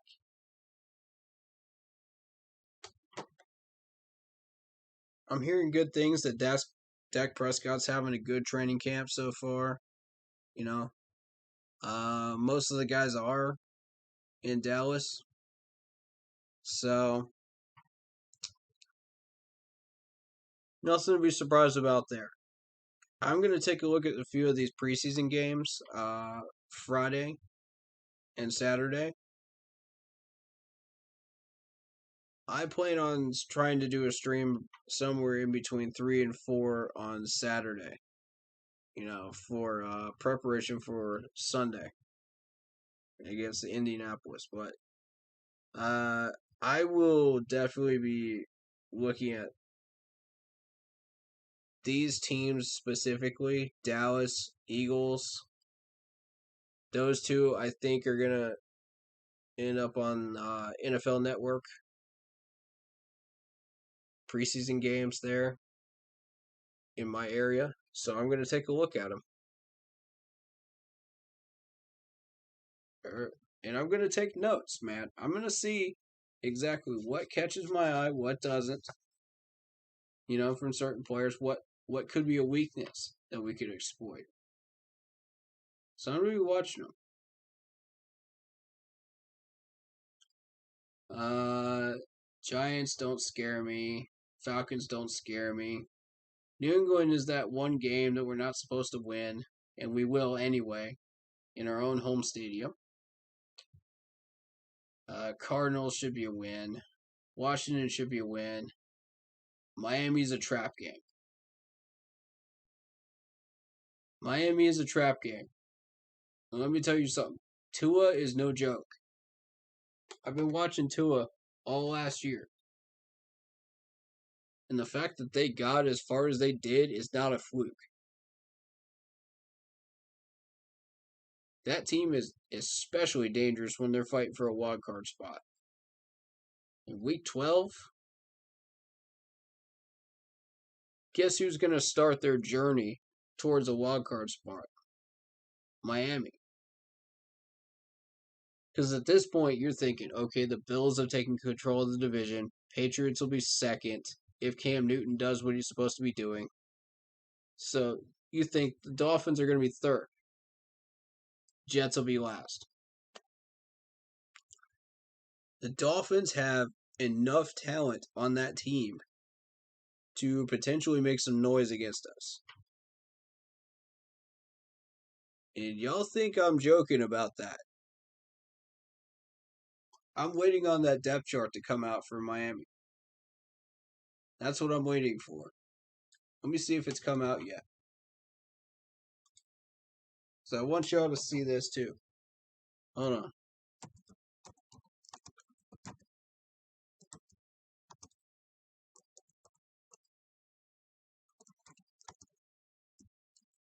Depth chart 2021. Do we have one out yet? Do we have one? Here we go. This is what I'm looking for. Okay, look at this. Tua. And even if Tua goes down, you still got to do a Jacoby Brissett. Devontae Parker.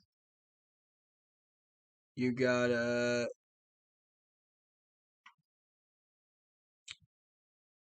I'm not really scared of Liam necessarily. But they picked up a couple of players that may be a problem. Malcolm Brown might be a problem later on.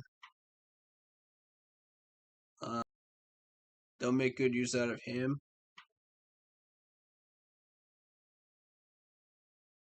And here's the one that catches my eye.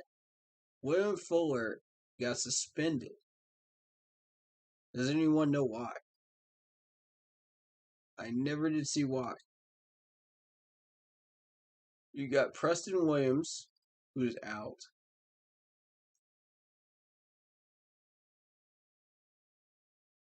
But the most dangerous one is Devontae Parker. Without a doubt. They will find a way to use him a lot against us. And they'll be testing Horn. Make no mistake about it, they will be testing Horn with Devontae Parker.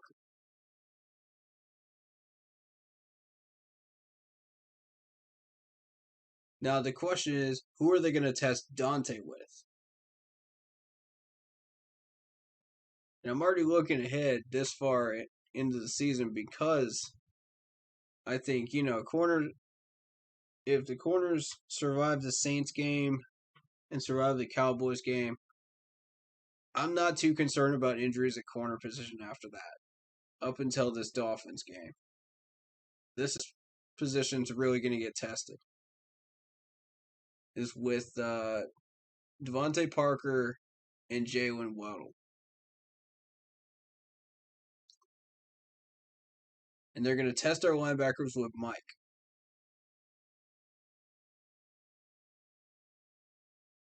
So there you go.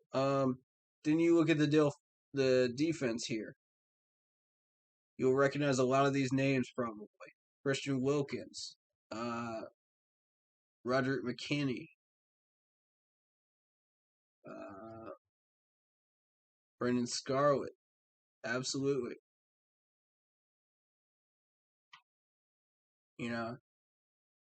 I think they've got enough players on this team to make some real noise against us and make it close. And they are going to bring it. This is why we need that competitive fire in training camp. This is why we need that competitive fire in preseason. This is why we need these guys to earn their spots in these depth chart spots. Because when you face a team that are going to be red hot, like the Dolphins around that time of the year, but let's take a look at their schedule. This is when they're going to start pushing for that wild card spot. Holy cow. Tickets as low as $37. Are you serious? Wow. All right. They valued ours at 40. Really? Interesting. All right, so let's see this schedule. New England, Buffalo, Raiders, Colts will all challenge them. Tampa Bay will challenge them. Jacksonville's improved, but not enough. Dolphins might get a win in week 6 there. That's where they may start their winning streak. It's right there. They'll go through Atlanta. They'll get the win there. Buffalo's really going to challenge them a lot, and I think Buffalo's going to win. Houston is going to be they're going to beat Houston. Baltimore is going to test them. And I think that they'll be on the same level as Baltimore at that point in the season, at week 10. But after a while, Baltimore starts to heat up right around this time, around 12 to 16 area. So the Dolphins are catching them at a good time, in their own stadium. So I think that could be a really competitive game there. You got the Jets, that's a win. Now here's where we come in right here at week 12. We're going to put some heat on them. We're going to make them fight for that win if they want to get it. But we're going to get it. We're going to get that dub. End of the day, it's going to be close, but we're going to get that dub. But we're going to be caught off guard, man. I'm telling you. That's going to be that game where we think, oh, we survived all of these teams, and we think, we got a real shot at really making some noise this year. And then the Dolphins come along and boom. They bring us down to size with a close game. It's a wake-up call for us. That's what that game will be. That's where injuries will start to really play a factor. It's during that Dolphins game. And that is the crucial game that I have to tell you. When we're trying for a wild card spot, we gotta win it. There is no way around it. We've gotta win it. We gotta get to 10. 10 is the magic number. Not 9, not 8, not 6, 10. 10 is the magic number. Because they've extended the season to 18 games and they have 2 wildcard spots. Now moved up to, I think, 3 wildcard spots, correct?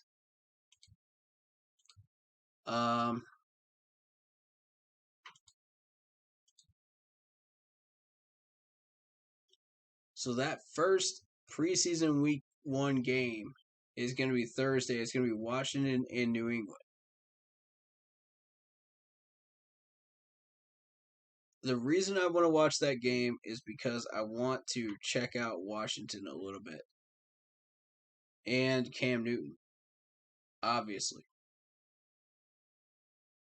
But mostly that Patriots defense. I'm going to be looking for holes in that Patriots defense. That's what I want to look at there. Also on Thursday, you got Pittsburgh and Philadelphia.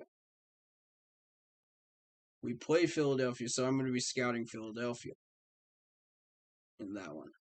Tennessee and Atlanta on Friday. Not too concerned about that. I'm just more so interested in the depth of Atlanta, really, and Tennessee's depth, just out of curiosity. but we know what the starter can do. So Buffalo and Detroit. Buffalo, I'm going to be scouting heavily. Now, Buffalo comes into our schedule right there, week 15. That's a scary team. That is a scary team. These guys almost made a real run at the Lombardi last year. They were real close. That's consistently 2 years in a row. They've been really competitive going into the playoffs. We got to be careful with this team. We got to bring the entire kitchen sink to that Bills game, or we will lose. Trust me on that. If we don't bring everything that we have, healthy players, whoever we've got left, we need to bring it all to that Bills game. We need to treat that game like the Chiefs game last year. Is what we need to do. Because there are people on ESPN saying that they are almost as good as the Chiefs. Y'all hear that? They're almost as good as the Chiefs. They're not quite on that level. That's scary. And we saw how scary the Chiefs were. And we matched up with them dead on in every way. We should have won that game. We've improved in the defense. We've improved in the offense. Now, this is the year that we bring everything in the kitchen sink at the Bills.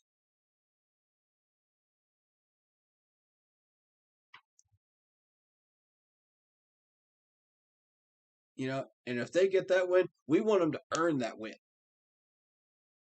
If we get that win, we want to earn that win. It's going to be a real competitive fire battle right there.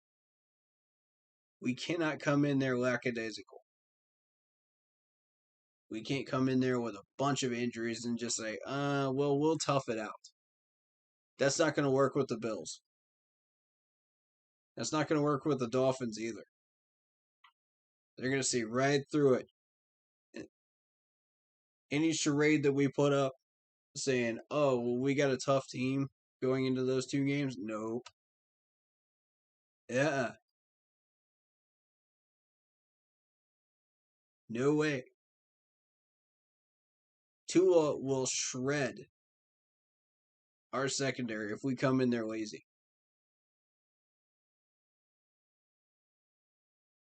So will the Bills quarterback. He's been red hot. Bills have a ton of weapons.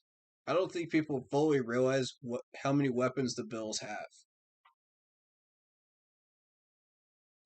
Should we go ahead and look at the Bills right now? I think we should. Let's go and look at that depth chart. I don't think y'all fully realize what we're doing with this team. We got Josh Allen, who's been red hot. You got Stephon Diggs should be healthy by that point. Emmanuel Sanders. You got Marquez Stevenson.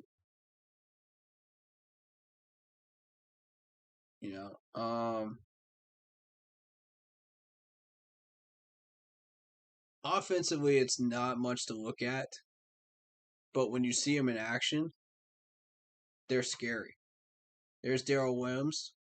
Some of you will remember that name very fondly. And you'll see a few names that they picked up from us that we've gotten rid of. Him being the start of that. You look at defensive end, there's Effie Obata, who you've seen me wear the jersey of many, many times on stream this year. Vernon Butler, there's Star Lutulele. There's Mario Addison, Greg. Greg Rosal is a big name that we toss to the side as well. There's AJ Klein. And AJ Klein, dude, this defense is stacked. This defense is stacked. I ain't even got to the safeties yet. You got Tremaine Edmonds, pretty solid guy. I mean, we're not even. This is nuts. AJ's not exactly what he used to be with the Saints and with us, but AJ is still a very, very solid linebacker in his own right and still deserves starting role. Absolutely. Even late in his career. So then, here's the scariest name on the list of all, Micah Hyde. If you've been paying attention to Micah Hyde, this dude is scary good. Scary good. That is a stacked defense right there. We can't sleep on any of these guys or they will eat us alive. Man, I don't know about y'all, but this Bills game makes me incredibly nervous. I'm not scared of this team, but they make me incredibly nervous, I'll say that. We can match up with them if we bring everything we've got, though. We got to have these people healthy by then, or we're in big trouble going into December.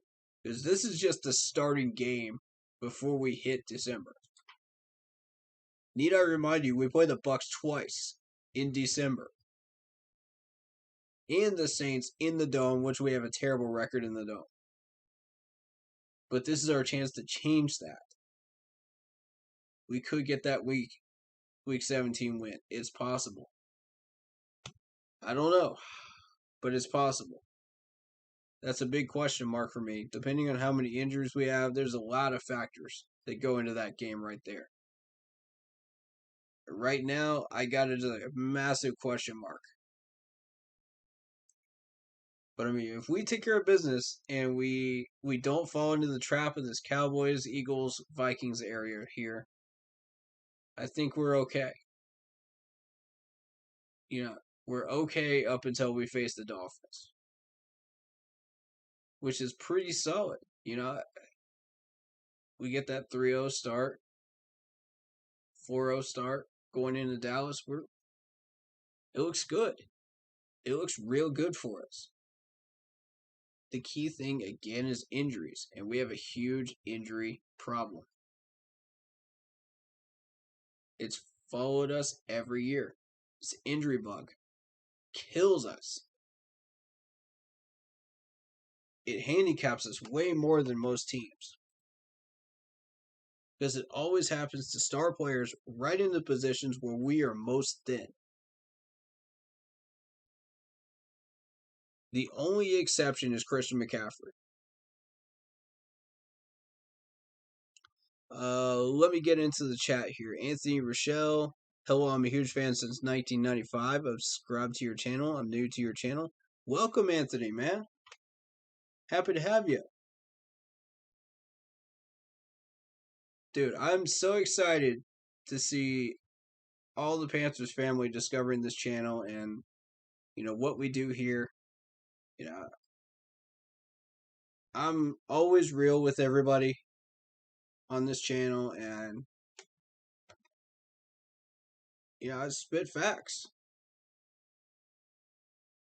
And like I say, I want the best 55-man roster at the end of the day. Whatever that takes. If it takes a little bit of heat and a little bit of competition in training camp, then let it happen. Let's see some battles. Let's see some heat, man. Let's see that competitive fire. And if we don't bring that competitive fire throughout the season, we're in some deep trouble once we get to Miami.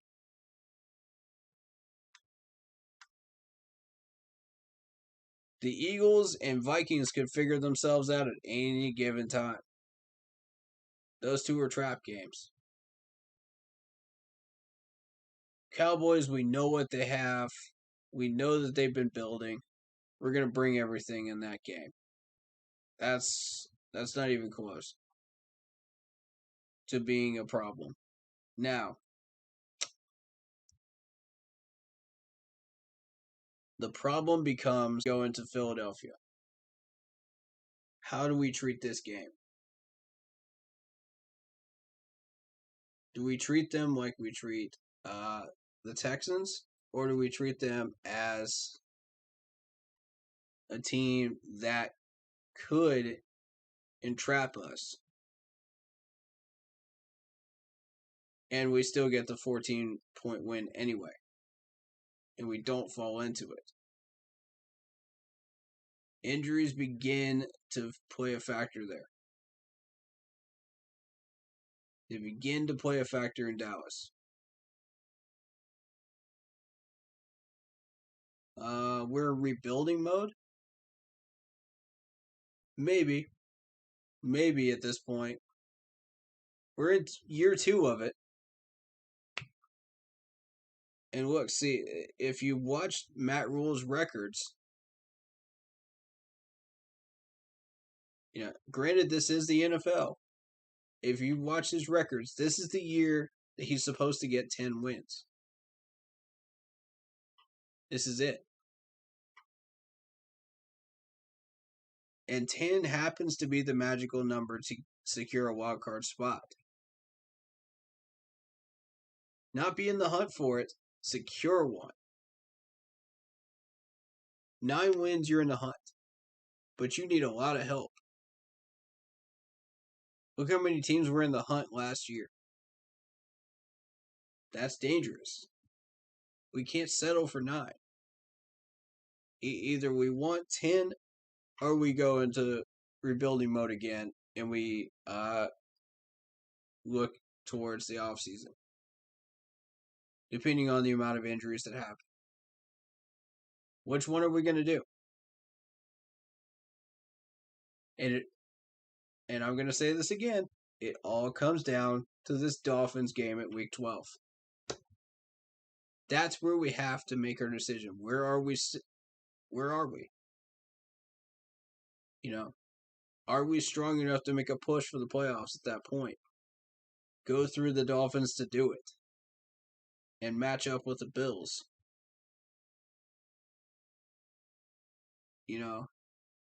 Or are we going to fold under the pressure, end up with a bunch of injuries, maybe get 6 wins again, and go into the draft and just say, maybe we should go hunt for some players again. We're not quite there yet, I don't want to say that we can be a playoff team in year 2 of Matt Rule, but we could make the playoffs. What I'm saying is we can't necessarily be a playoff team. Big difference. Being a playoff team means you can get past the first round of the playoffs and still compete.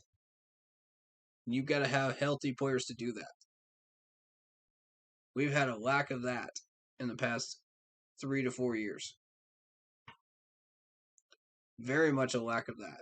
We didn't have that in 17, I can tell you that much. We definitely didn't. And yet there are still those that believe,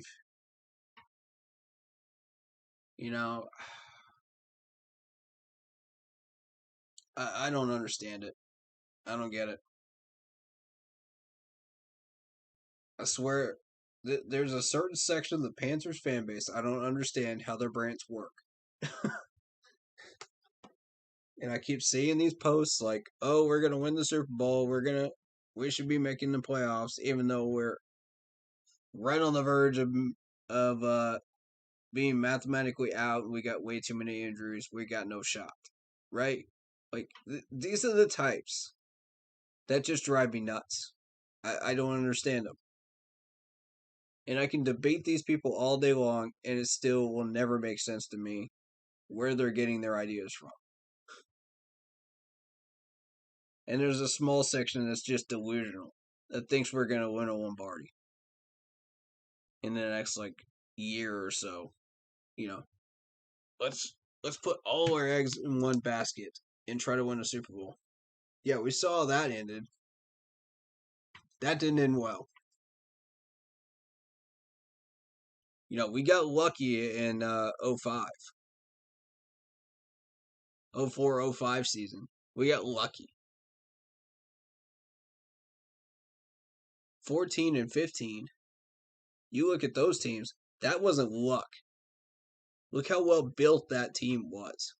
We spent 3 years fully building that team. That's what we're trying to do now.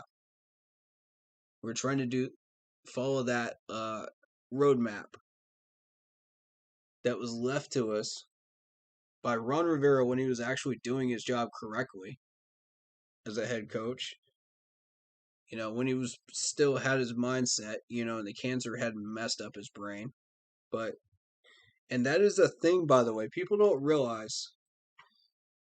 When you get cancer, it changes your whole personality, it changes your mindset, everything. It screws you up. My stepdad had that happen for about 2 to 3 years before he eventually died of stomach cancer. And I want to point that out because before that, he was happy-go-lucky. He was a great guy. We had some great memories together. It was great times. So I say that to say that happened with Ron Rivera a little bit. And now that I see that was cancer, now I understand, why his mindset was totally different in his last 3 years. I get it. And now I regret, kind of wanting him pushed out the door as much as I did.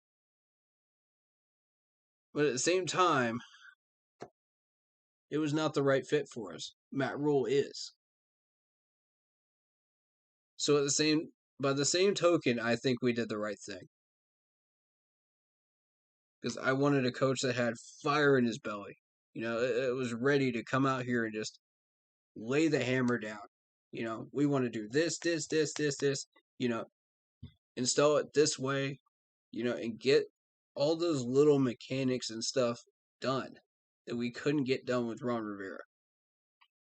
And Matt Rule has been able to do that in the past year plus this training camp. How long have you been a fan? Since 03, 04. Actually.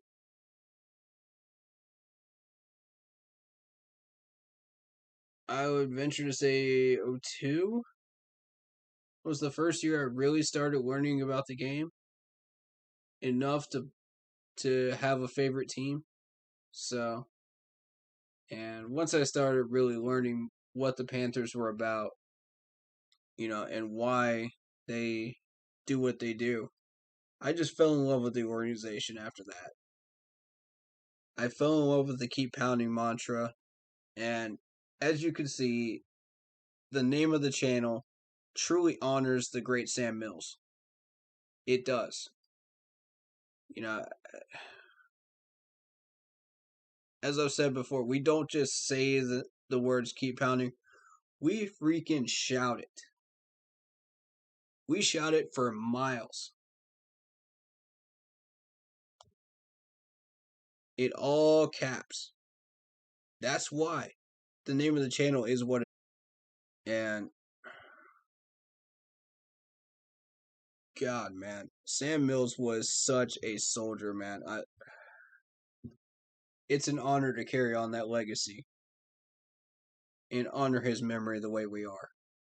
It really is. It's a privilege to be able to do this and to carry that name.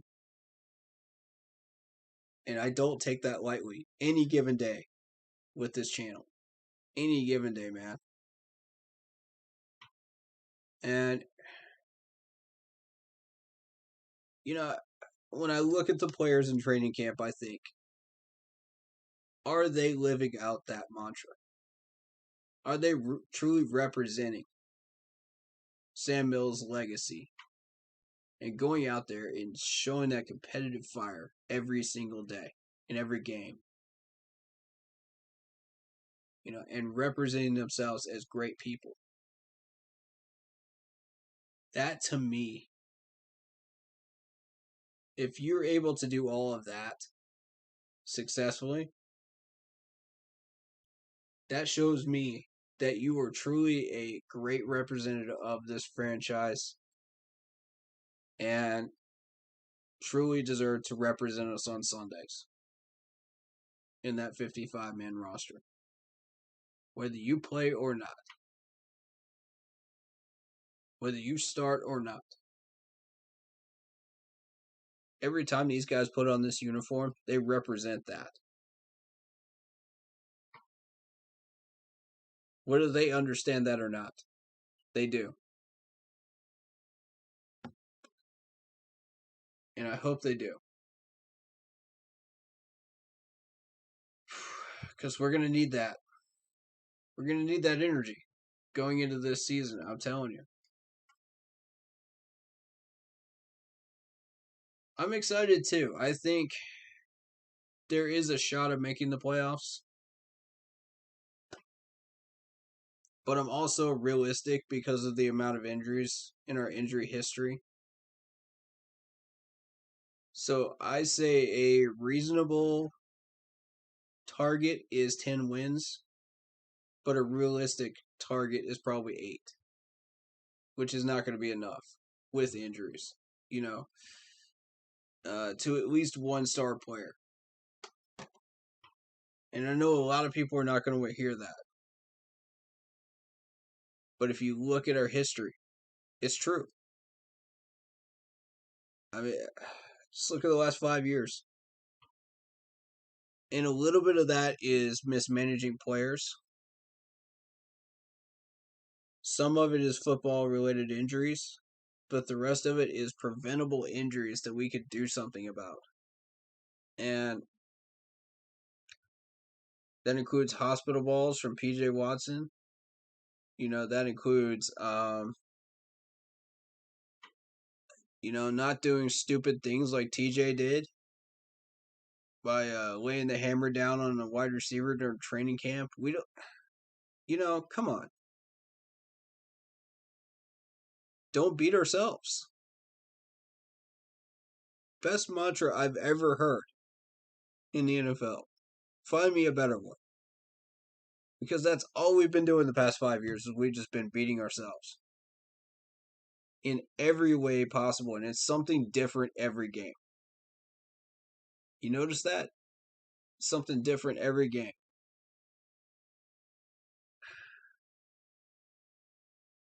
Yes, we need linebackers next draft. I agree with that. Does anybody have any idea of up-and-coming linebackers that'll be in the draft next year that I should take a look at? You know, it may be early, but it may be way too early, but, I just want to get some names on the board. So maybe I can get a head start on that, before the season's over with. Because that could be interesting. And if I can get a real good jump on that, I can get an idea of what linebackers are there, and have a pretty good idea of the names that I want us to look at once we start going into mock drafts, on the streams and stuff like that. And I'm going to stream every one of these mock drafts that I do next offseason. I promise you I will. Y'all will see it on YouTube. Y'all will see it on Facebook. It'll be everywhere. everywhere. So, don't think that I am sleeping on the job. Mm-mm. I I grind it out, pretty much all year long. The only 2 months I don't really do much is June and July. That's kind of the chill months for me. I try to get stuff done with family and everything else. Um, but the rest of the year, oh yeah, I grind it out for y'all. Yeah, man, I'm a very kind, approachable guy, and you know, I'll be at training camp on 17th, 18th, and 19th. So if you're in Spartanburg around that time and you want to come say hi, feel free, man. I'll be hanging out with Kevin Avery of Four Man Rush. So, you know, I've had a lot of fun trading info with this guy, and he's an awesome dude, man. Like, it's been so much fun. Just, we've just been picking each other's brains the last 2 days. And I think it's awesome. And I'm looking forward to getting the chance to do that for another 3 days next week. And we chat every once in a while on Facebook, and in private chat. We're gonna compare notes on this Colts game. So, but I'm very excited, and I feel blessed and privileged to have a chance to do that. You know, um, it's it really is an honor to be able to come out to these training camp days and meet these types of people that are just awesome individuals and human beings, and they represent the organization so well with their YouTube channels and their podcasts and everything else, and it's just so cool. You know,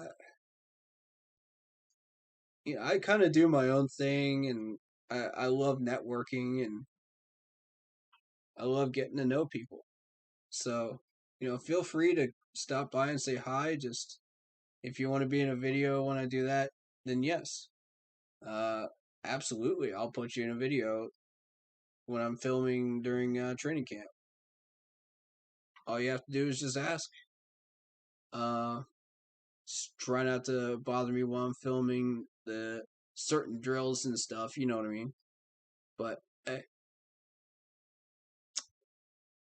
I'll definitely chat with you guys for sure. Do I have a Facebook? Yes. We have a Keep Pounding Facebook page in all caps, which is where I've been doing most of my streaming before I started streaming to YouTube at the start of training camp.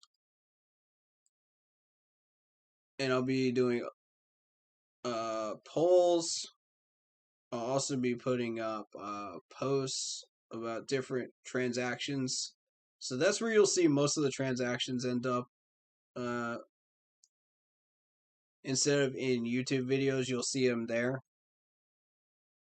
Mostly because most of these guys are going to be camp bodies anyway. So, if I see something significant, I'll put it in a video for a particular training camp day. But if I don't, then most likely it'll end up there. If I see the transaction, within 24 hours, I'm pretty usually on top of it. So, but yeah, we do in-game posts, when I'm not streaming. And for those that are new, I do for regular season schedule, I do uh, a pregame schedule stream the night before, which is going to be Saturday nights. If we happen to have it on a Thursday, then it'll be on the same day Thursday.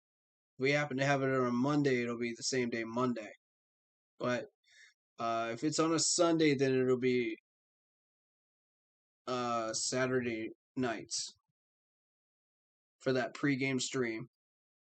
Then we'll do a halftime short stream of about probably 15 minutes, or I'll do a video and put that out as quickly as I can. Mostly, I'm probably going to do live streams for that because it's quicker, and I've noticed these videos don't get out in time when it comes to halftimes. And I've noticed I haven't gotten as many views on those, which is okay. You know, I'm not after numbers here. What I'm after is content. And that content helps us to build a better team. Whatever I put out there on this channel. So, and then I'll do a post game stream wrap up. I'll do grades of every position.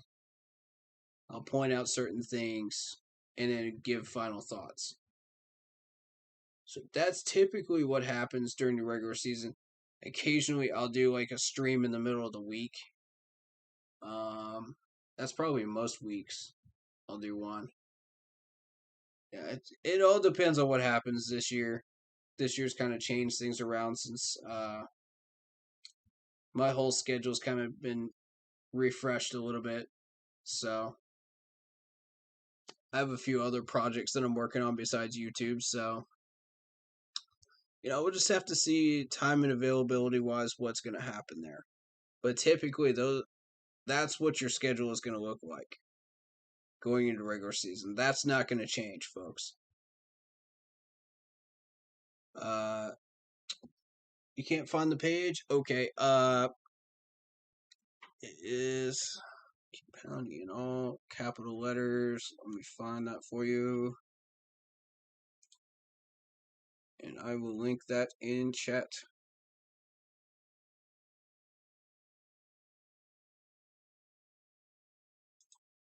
There it is.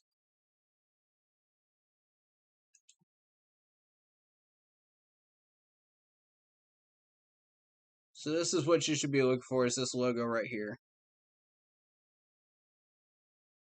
And I'll go ahead and copy that in the chat. Streamlabs is weird about this, so I don't know if I'm going to be able to link that in chat or not. Like I said, there we go. It does ask me to sign in. The last time I tried to put a link in here, it didn't. There we go. There you go, buddy. So that is the link to the page. Cool.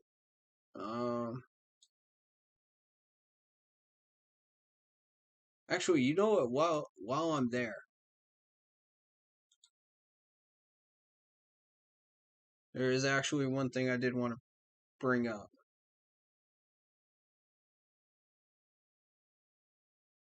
Where is it? No. Don't pay attention to the names or anything like that. I'm sorry to show you guys that, but hey, that's my personal page. Alright, so there you go. There's Kevin Avery from 4-Man Rush. Really cool dude, and I just really enjoy getting that opportunity right there. And if you're wondering what shirt I'm wearing, it's a Luke Kuechly honorary shirt, and it shows all of the achievements of Luke Kuechly. So I thought, let's honor him in a great way in that way. So here's the one-handed catch by Robbie. Without gloves. Crazy, man. Absolutely crazy. Right, here we go. we bring back Kendall Donnerson, and we sign DB Ladarius Wiley. All right, let me take a look at these players real quick.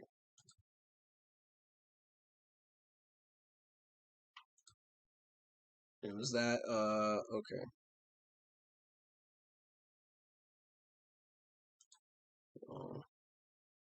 Was that? Oh, right. Okay, there it is. Why is it not letting me? That's weird. Not letting me do it. Okay. Maybe if I go back to the page, it will.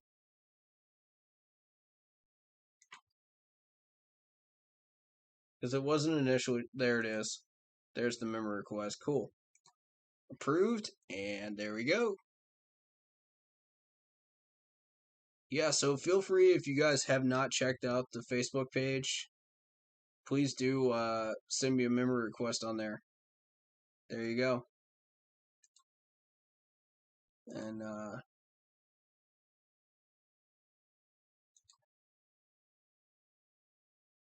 we shall proceed with learning more about Kendall Donnerson and Ladarius Wiley. So let's see what we got here. So Kendall Donnerson, 6'3", 250. He's a defensive end, number 76. Do we have the? We didn't have the depth chart open.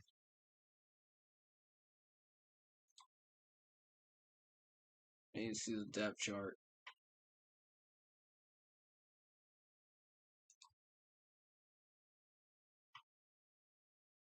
Right, defensive end. Let's see where they put him. Right, okay, fourth. That's what I wanted to see. I thought I recognized his name there. Alright, so apparently he signed with us. He was drafted by Green Bay in 18. He spent time with the Packers in 18, Raiders in 19, and the Bengals in 20 practice squads. What do we want with a former Bengals practice squad man?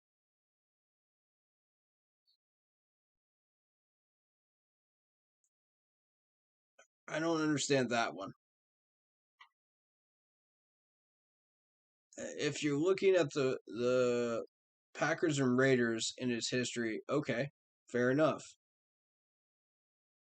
But the Bengals? And the Bengals let him go off of their practice squad? What are we doing with the Bengals practice squad, man? You gotta think, okay, look how bad Cincinnati has been over the past decade. We're talking about guys that are on the practice squad for a terrible team. And that this guy gets cut? How bad do you have to be to not even make their 55? And then, even then, get cut by them? What are we doing with somebody like that? I don't understand. Y'all help me understand that one. Now, maybe there's something I'm missing here. Maybe I'm. Let's check the transactions here. Maybe I missed something. I played 3 seasons at Southeast Missouri State. Tallied 135, total tackles of 32.5. Tackles for loss, had 11 sacks and 6 forced fumbles. Okay, fair enough. I see why he got drafted. You know, I see why Green Bay would want to mess with him at that point. Same with the Raiders. I see why, they're interested in him uh, with their practice squad.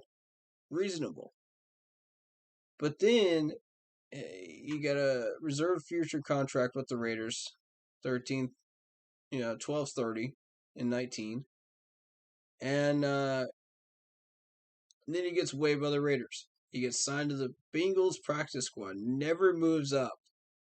Released by the Bengals 2 months later.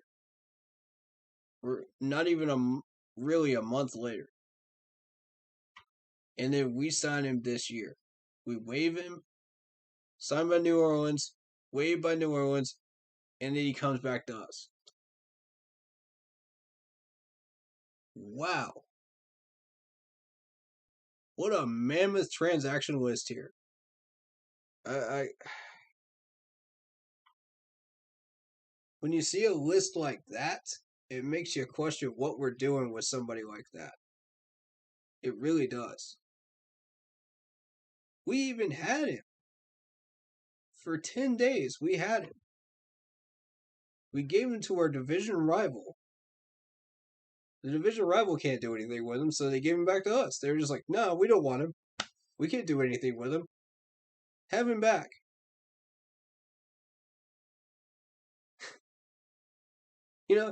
Have him back 3 months later. See what you guys can do with him. We can't do anything with him. We don't have a spot for him. Our practice squad's full, bro.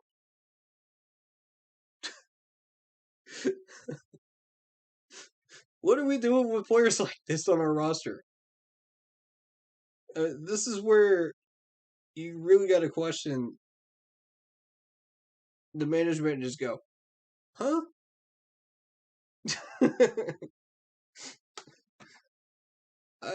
I don't get that one. Do I follow Aaron Duncan on YouTube? No, I don't.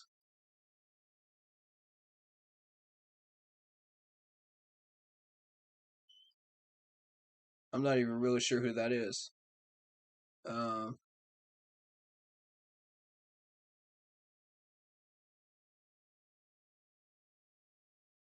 so yeah. I don't even know what we're doing with somebody like that. Oh, also Pat Coltrane. Yeah, I do follow Pat Coltrane. I do. And I follow Shelly Tron and Big Cat as well.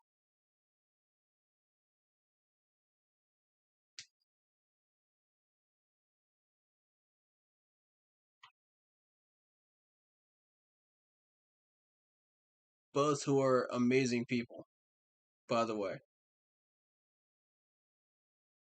Absolutely.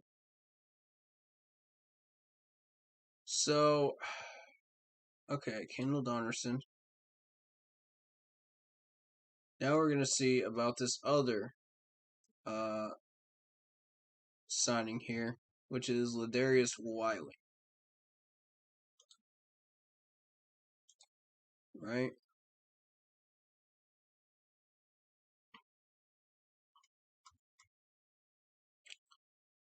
Okay, defensive back Ladarius Wiley. That's the corner that was like last in the corner spot, right? In the depth yard, 6'1", 210 from Vandy.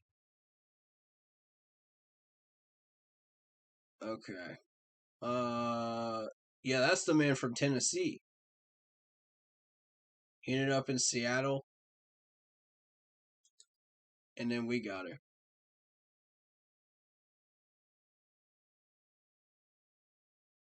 Yeah, signed as an undrafted free agent with Tennessee in 2019. Spent time with the Titans practice squad. But before all that, he was with Seattle in the spring and summer of 2021. So that's a Scott Fitterer ad right there. That's what that tells me. Scott Fitterer wanted him. Scott Fitterer is from Seattle. So of course you do understand he was fiddling around with some practice squad people when he was in Seattle. And he said, okay, well, follow me, right? This could be a major reason why a lot of these guys were just like, yeah, okay. we'll sign that contract in Carolina. For a practice squad spot or a camp body spot. Sure, we'll compete for you. Yeah. Point of Vandy totaled 256 tackles, 11 pass deflections, 2 interceptions, made 4 forced fumbles in 2018, ranking third in the S. I'll see this right here. That's why Scott Fitterer wanted it. Right there. That's exactly why. Oh, plus he was local in LA too. That had a major impact on it, on why he ended up here. So yeah, this is 100% a Scott Fitterer move right here. He wanted to test him out, see what he wanted, see if he could make it, to the practice squad. Give him a week. That's really all he's gonna need. We got 3 practices at home in Wofford, joint practices with the Ravens after the Colts game. So yeah, he may appear once or twice in the Colts game. I doubt it though. But what you're gonna really look for him in is 17th, 18th, and 19th against in the joint practices with the Ravens. They'll test him out heavily in the 17th, and I'll put my money on the fact that he'll be in there for the 18th and 19th against the Ravens joint practice.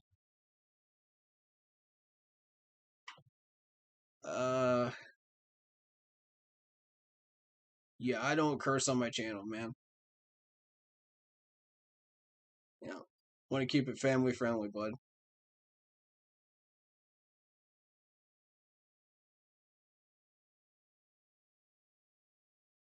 That's the thing when YouTube started that whole are your videos made for kids or not made for kids thing. I was just like, yeah, because we're sort of right in that middle area, that gray area, because we're a sports channel. So I asked Big Cat and I asked Shellytron, what did y'all do, with that? And they were like, well, we put it as not for kids, but at the same time, we're targeting families as a whole. You know, that's our target audience, and you know, if kids want to watch, that's awesome. More power to them. They learn a lot more about football from us. And yeah, they do a lot of cursing on the Big Cat channel, but I'm not about that. Mm-mm. I want to keep it family friendly, and I want to keep it, to where kids learn as much as they can. They're up and coming and starting to love the game and may want to get involved with it, and find role models and teams that they like, And we're hoping maybe the Panthers might be one of them or their main team, depending on where they live. So, hopefully I can provide a lot of knowledge about this team to any upcoming uh, young fan base, that might be interested. That's my goal, is to provide knowledge and help out this team as much as possible. And, my guess is that I think we've had people from the management pay attention to the channel a few times. So you never know.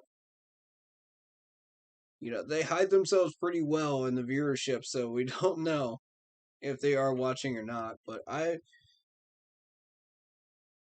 Scott, um, I've seen where Tepper himself used the exact wording that I've used in one of my videos that no one else has used. So you just never know. Maybe it's a coincidence, maybe it isn't. Who knows? But I just want to say, if you're a part of the management and you're watching this channel, thank you so much, man. What an honor, to have my voice and my opinions heard, and my knowledge put to good use, you know, or maybe not, you know. If you're not cool with one of my ideas, that's up to you, whether you choose to use that knowledge or not. But at the end of the day, I I'm not afraid to throw people under the bus, players, media, whatever, you know. But I want to make this perfectly clear. When I do so, I do it out of love and respect for the person because I know that they can be better than what they're showing. I know that they can perform better than they're showing. And I know that they can be better representatives than they're showing. So, yes, I'm not afraid to call people out when I need to. I've got the spine and backbone to do it. Not all YouTubers and people like that have the spine to do that, but I do. But I do it for the right reasons. And there's a huge difference between those that do it for the right reasons and those that do it just for ego. That's not what this channel is. I want to make that perfectly clear. So I had someone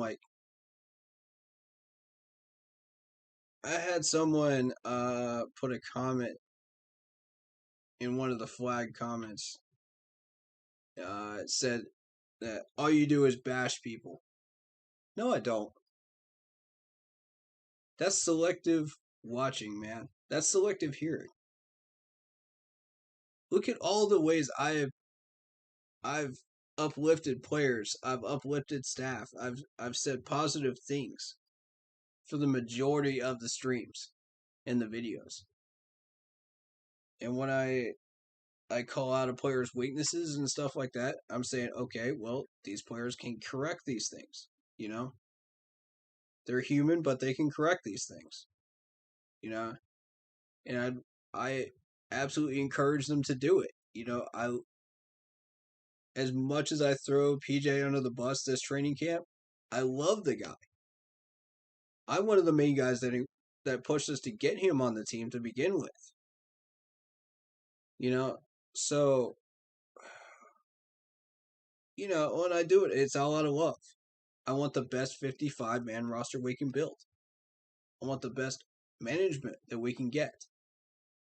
I want the best representation that we can get. And if you're a media person, I want the best questions that we can, respond to that really make you think and challenge these coaches and players to think of a legit answer that could really benefit us in the future. So,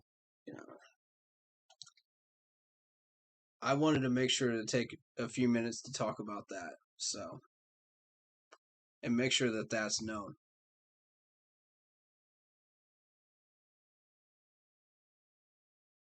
But yeah, I welcome fans from any team in here.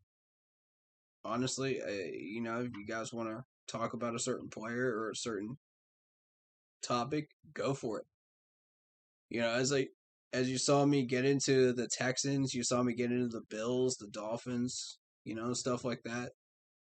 That is directly related to us, but it's stuff that we want to keep track of. Especially Deshaun Watson. That in particular has caught my attention. So, and that's one update I was waiting for. I wanted to hear what was going on with him. You love my training camp videos. Thank you very much for watching, Anthony. I appreciate that. Thank you for showing the love, man. Hit that like button on those videos and share them around. Send them to anybody you feel like would be interested in this channel, and Yeah, really awesome. Um, I try to do the best I can with what I have, equipment wise, but I don't. I'm on a very, very tight budget at the moment, so eventually I'll start looking into like better cameras and stuff like that. But uh, you know, I don't have access to the money to be able to do that right at the moment. So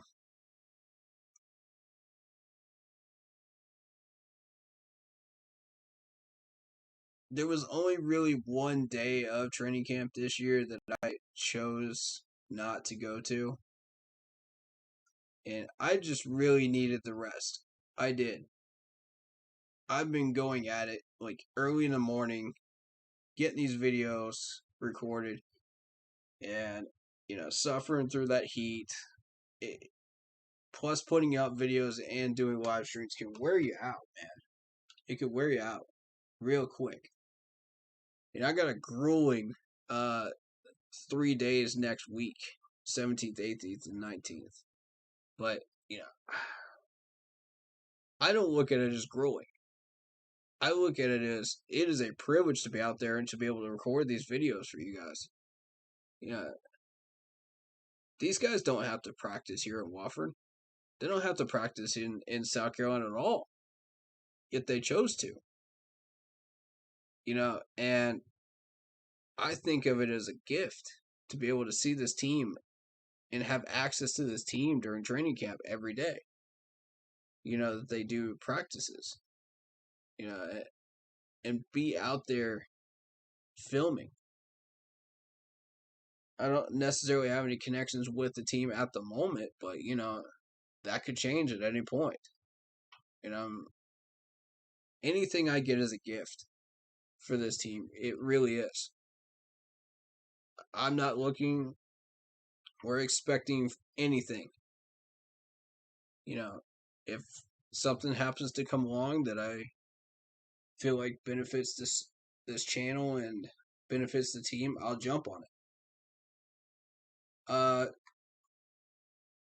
Such as merchandise. Like, check out this team cup, man. This is awesome. I'm here. Does you get that at Fan Day? I don't know why that popped up. Sorry about that. But yeah. Get off my screen. I'm not asking for that. Get off my screen. There we go.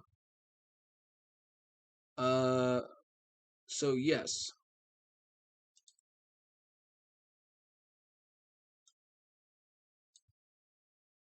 So here is the cup that you get, souvenir cup, for about $10, which is ridiculously high, by the way. And you get your soda, But this is a really cool souvenir cup here. Shout out to the merch people, man. They do a fantastic job. Let me just show you this football real quick that I got for like $20. This is cool. This is for the kids, little rubber tight grip. I used to have one of these types of balls as a kid, and I loved it. But the design of it and like the quality of this football is incredible. For $20, you're getting your money's worth. And I have full respect to the merch team for coming up with something that awesome. I've looked at the shirts, all the way down to this hat. Check this out. Look at this design. How cool is that? And this is made of rubber right here. In case people didn't know that. But I was given this as a gift. I don't know what site that my family got it from, but it's become a very, very iconic hat with this channel. Everybody's pretty much, if they've seen it before, they mention, that they know me because of this hat, or they've either seen me at camp and they see me with the notebook and my phone out, and they say, "Oh yeah, I recognize him." But this has been a very, very famous hat nowadays. Even new subs that I come up and talk to, they're just like, "Oh hey, I like your hat," and that's how the conversation starts, and you know we get one more person added to the family, and I think that's amazing. So eh, I did not expect that when I first got this hat. I honestly didn't. But it's so cool that the merch team has helped me in that way to grow my channel and to grow our family here in our Keep Pounding crew. So that's really so cool. Um, would I like to see some of those prices go down about $5? Sure. You know, there's a lot of stuff I would buy if those prices would go down about $5. Just trust me on that. Um, so you're a Panthers and a Padres fan. You love the Padres in baseball. Okay, cool, man. I respect that. I like the Padres.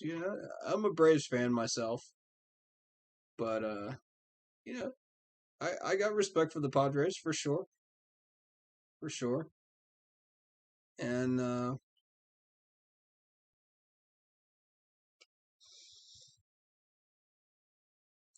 don't want to get into a whole baseball thing right now, but that's really awesome to see the viewership just connect on so many things and on so many levels. You know, it really makes me happy that we really feel like a family in this fan base. And oh, speaking of which, speaking of artwork, hold on, guys. I'm gonna bring this up for you guys. I don't know if some of you saw this or not.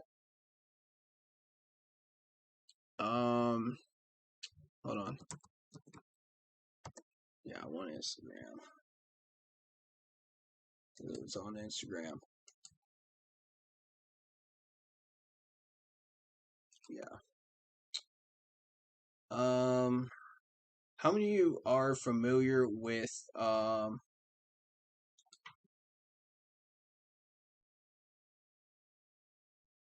on, let me bring this up before I do that.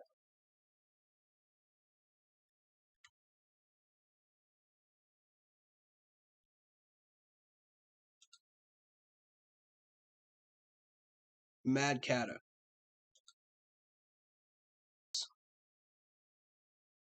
Yeah, it's the guy that has the whiskers and the hat that looks like he's from the Mad Hatter from Alice in Wonderland theme.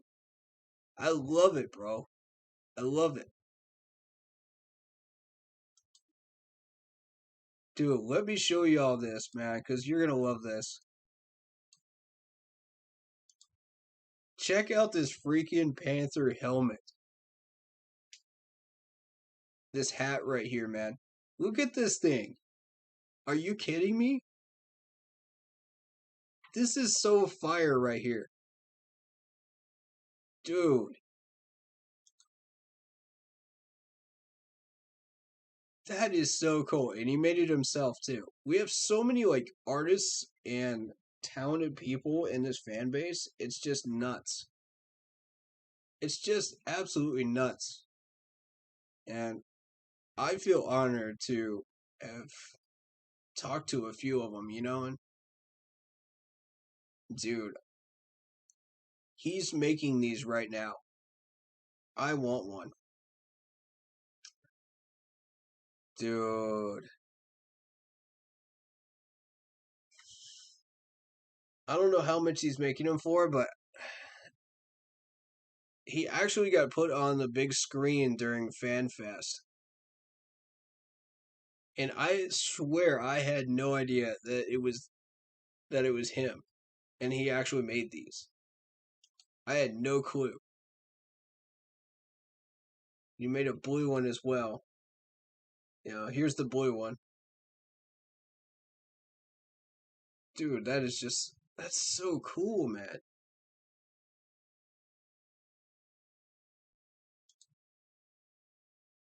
And there's, the Mad Cata merchandise there.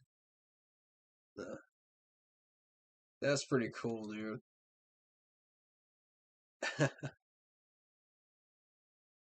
He even has like a bowling pin. And shout out to the Roaring Riot people too. I've actually been at a draft party with the Roaring Riot in I think it was 2019. It was either 18 or 19. So, Roaring Riot for upstate South Carolina. So that was fun. But he's got his little Roaring Riot patches there. That's cool, man. That's so cool. This dude's legit, man.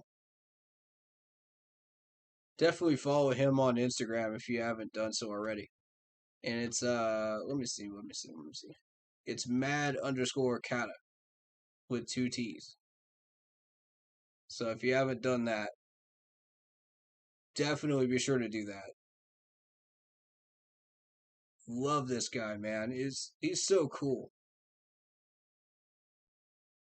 He's actually got a website. I haven't seen this yet. Oh no. Okay. Maybe he's just building it or something. Okay, first annual Panther Pride costume contest winner. Wow. I didn't even know they had a costume contest. That's cool. Um, I wasn't aware of that, but I'm not surprised. Honestly, look at this thing, man. Dude, look at this thing.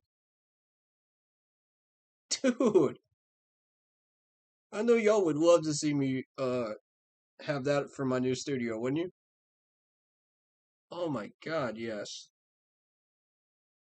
I would wear that in the off season just for the fun of it. Even when I'm not streaming.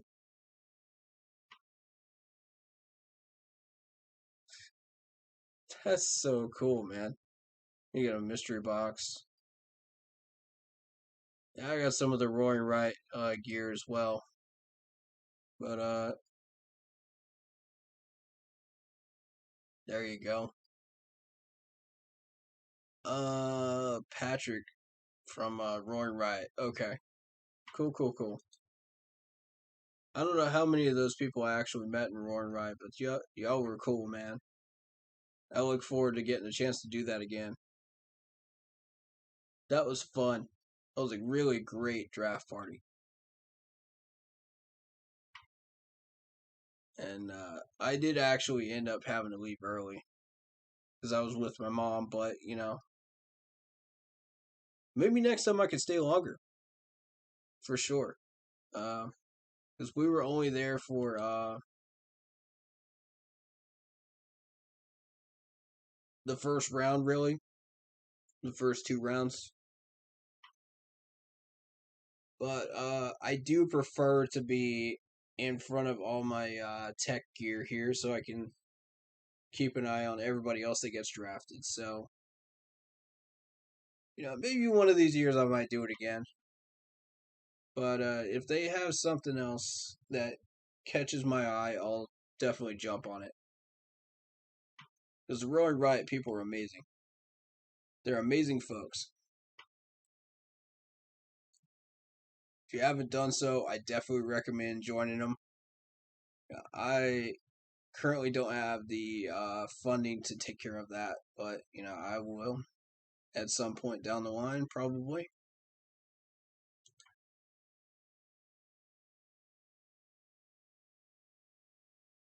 Speaking of staff people, um, shout out to the parking people in Wofford, man. Y'all do a fantastic job. I say this every year, and I'll keep saying it. Y'all do a fantastic job. If any of y'all come up to York, you know, and are a part of that crew up in York, I love talking to y'all, man. Y'all were cool. And shout out to the people that are running the shaved ice as well, the shaved ice stands. Uh, I think I saw in chat yesterday where somebody took advantage of that, so that was cool. Um, Got to stay hydrated in those hot weather, man. 73 degrees or something like that, and it was real feel 100, 101. I think somebody said. My God, that was that was one of the worst scorchers I've ever sat through in training camps, and I've been to a few years of them now. That ranks up there. We didn't get no breeze, nothing, nothing. I keep preaching it, man. Bring some hydration. Bring some get. Bring some of those like dollar Gatorades at Walmart.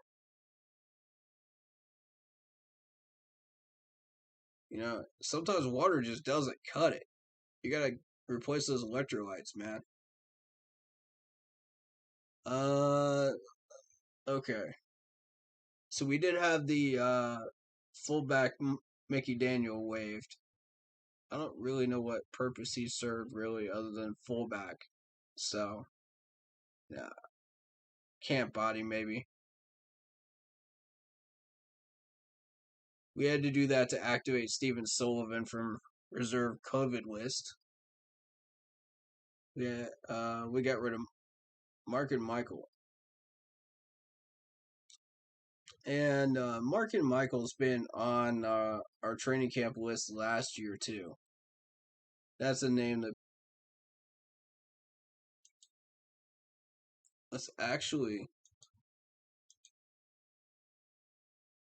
let's actually go to the videos and start breaking these down a little bit. Oh, my bad. I did not see the stream cut off, so welcome back. Um, for some reason, it cuts off at 3.5 hours. Streamlabs. I don't know why. It did that yesterday too. Weird. But welcome back. Like, sub, hit the bell, select all.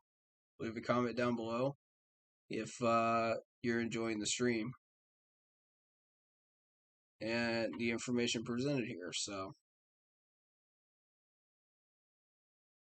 definitely subscribe and hit the bell to make sure you get more content, because if you don't, you're guaranteed not to see any notifications. So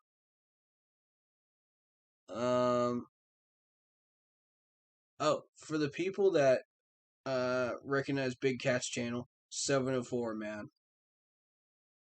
Rip to the big 704, man. 704 Charlotte bound. We lost a legend there, man. Telling you. I barely talked to the man, but God, that hit me like a truck. That seriously hit me like a truck. But hey, let's take a look at the videos from today, shall we? Okay. They did all go up. Cool. Cool. Where did the final thoughts second one go? That's not up? Oh, there it is. Okay.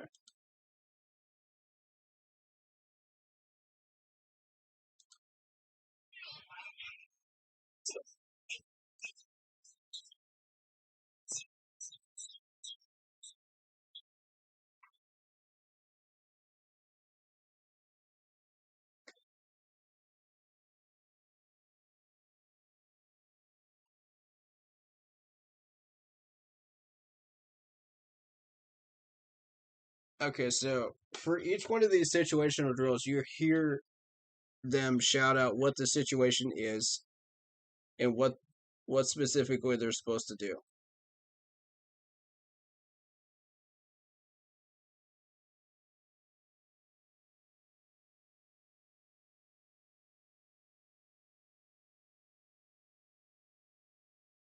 How I still have not gotten a copyright claim on this video, I don't know.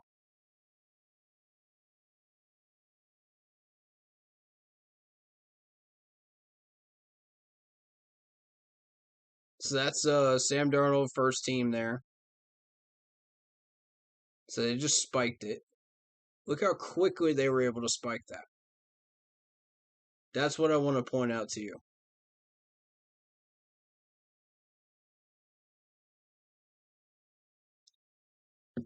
Last year we were clocking it at like 3.5, and I was comparing that to other people that were clocking it too.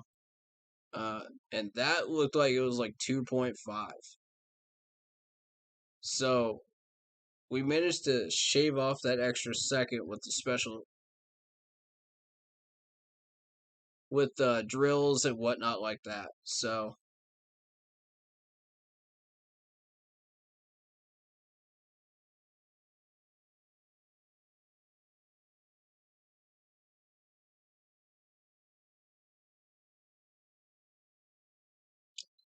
there's your Jeremy Chin interception right there.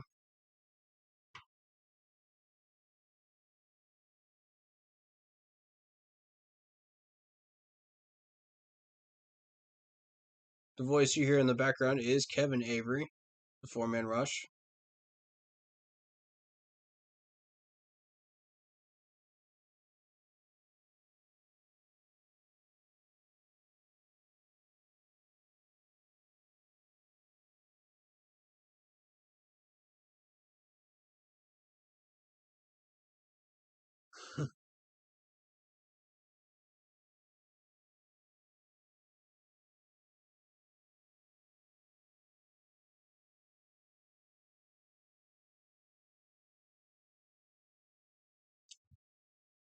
Now,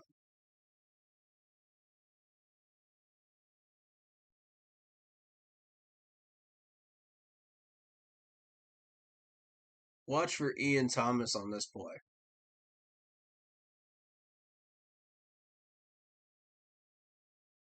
There he is.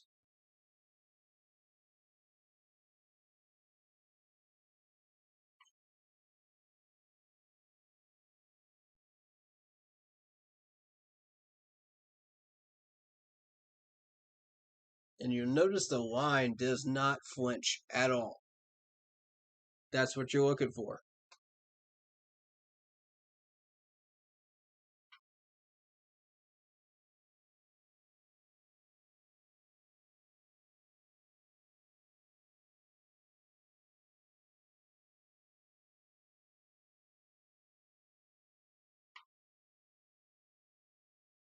Oof.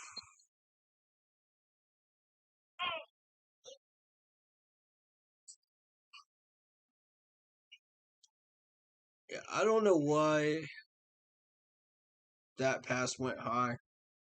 Good question on that one. But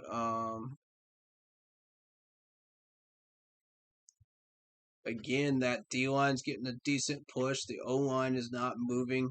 They're not causing those false starts that you saw since last Monday. That's encouraging to see, especially in these 2-minute situational drills.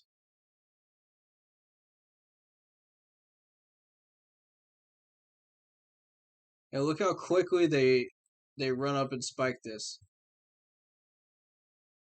2.5.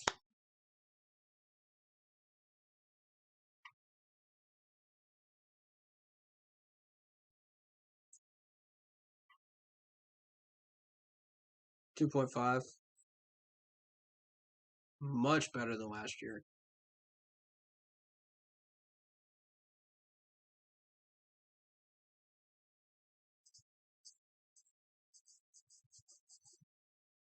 Oh, as I mentioned in the video there.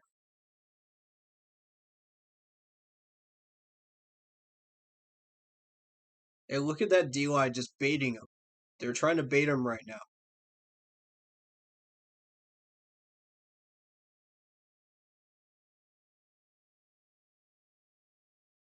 That's what you like. It's what we all like to see right there.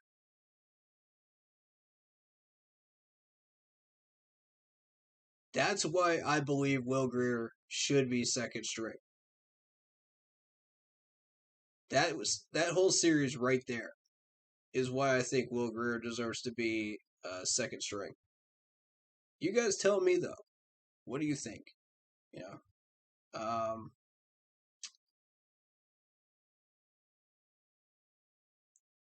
I think he does. But this particular video is the one I wanted to break down out of all of them. We'll do some more video breakdowns on Saturday. Before the Colts game. We'll cover a lot of stuff in that stream. And then we'll make some time for video breakdowns and stuff like that. So,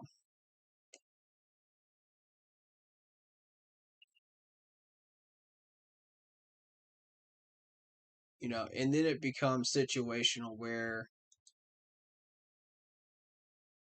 now they're backing up to a specific situation.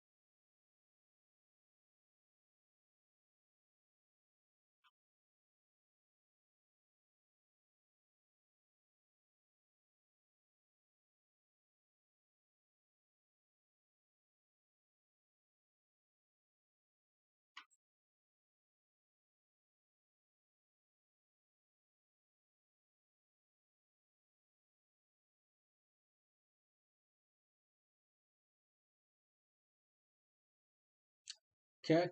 So,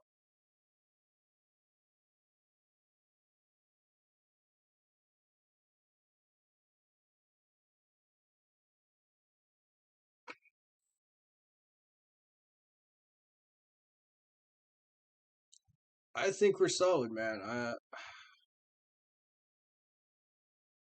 I don't really know that there's anything else I really want to add to the stream today. Uh, I am going to check the press conferences and go over some of the film from the last few days of camp here uh, in the next stream because I know it is getting a little late tonight, but I would really like to do that because there's a lot to process, really. Um, Not so much in today's practice because it was an hour and a half, but more so Mondays and fan day. So we'll cover all of that on Saturday's stream. But for now,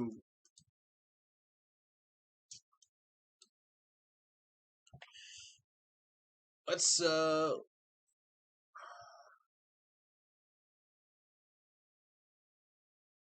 hopefully Brady Christensen deserves that second spot I haven't gotten a chance to really focus on that offensive line as much as I did today. So, yeah, I think everybody that's on that depth chart deserves to be where they are. Overall, point blank. Matt Rule did a great job setting it up. He's had time to really look at these players and really get a good idea what they can do and can't do. And, again, when me and Matt Rule are on the same page, good things happen. Yeah, always. Whenever me and the management, doesn't matter who the coach is, when we're on the same page, good things start to happen. Because I'm really, really good at pointing out those little details and things like that. So it all adds up. It all makes a huge difference during games, during playoff runs. You name it. It's all cogs in one whole big machine. It's what this team is. It's what any team is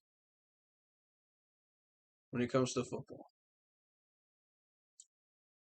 You get the right cogs together, you get the right chemistry together, you get the right mechanics, tools,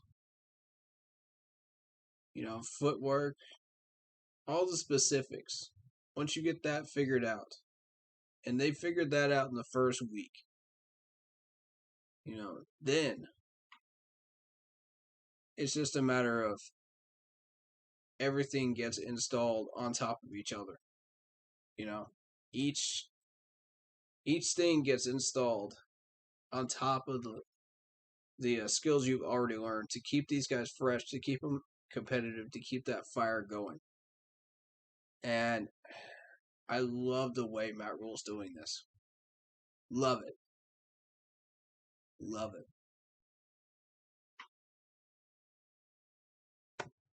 That being said, I'm going to call this a stream tonight, ladies and gentlemen.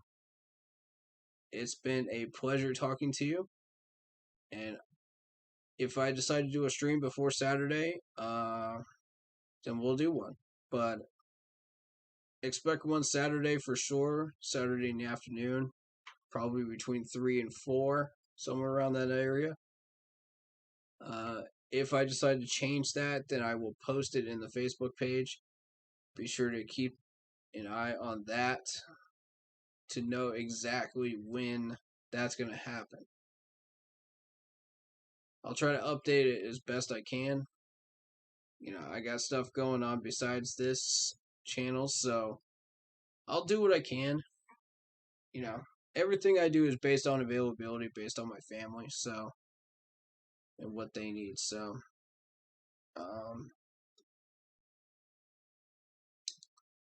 but I just want to say thank you again to my man Anthony here, who's been in the chat, hanging out, and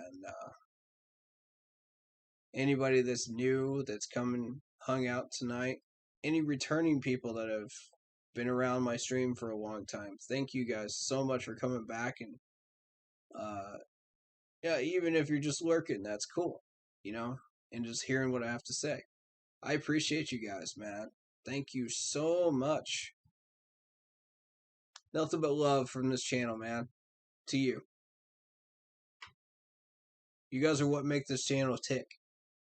You're the heart and soul of this channel. And I do all of what I do for you. So, and for this team. And this organization. And all who represent it. So, God bless y'all. Take care. Hope this stream finds you happy, healthy, and well. Stay safe, stay healthy, be smart. And as always, keep pounding. Thank you guys so much. We'll see you guys next time.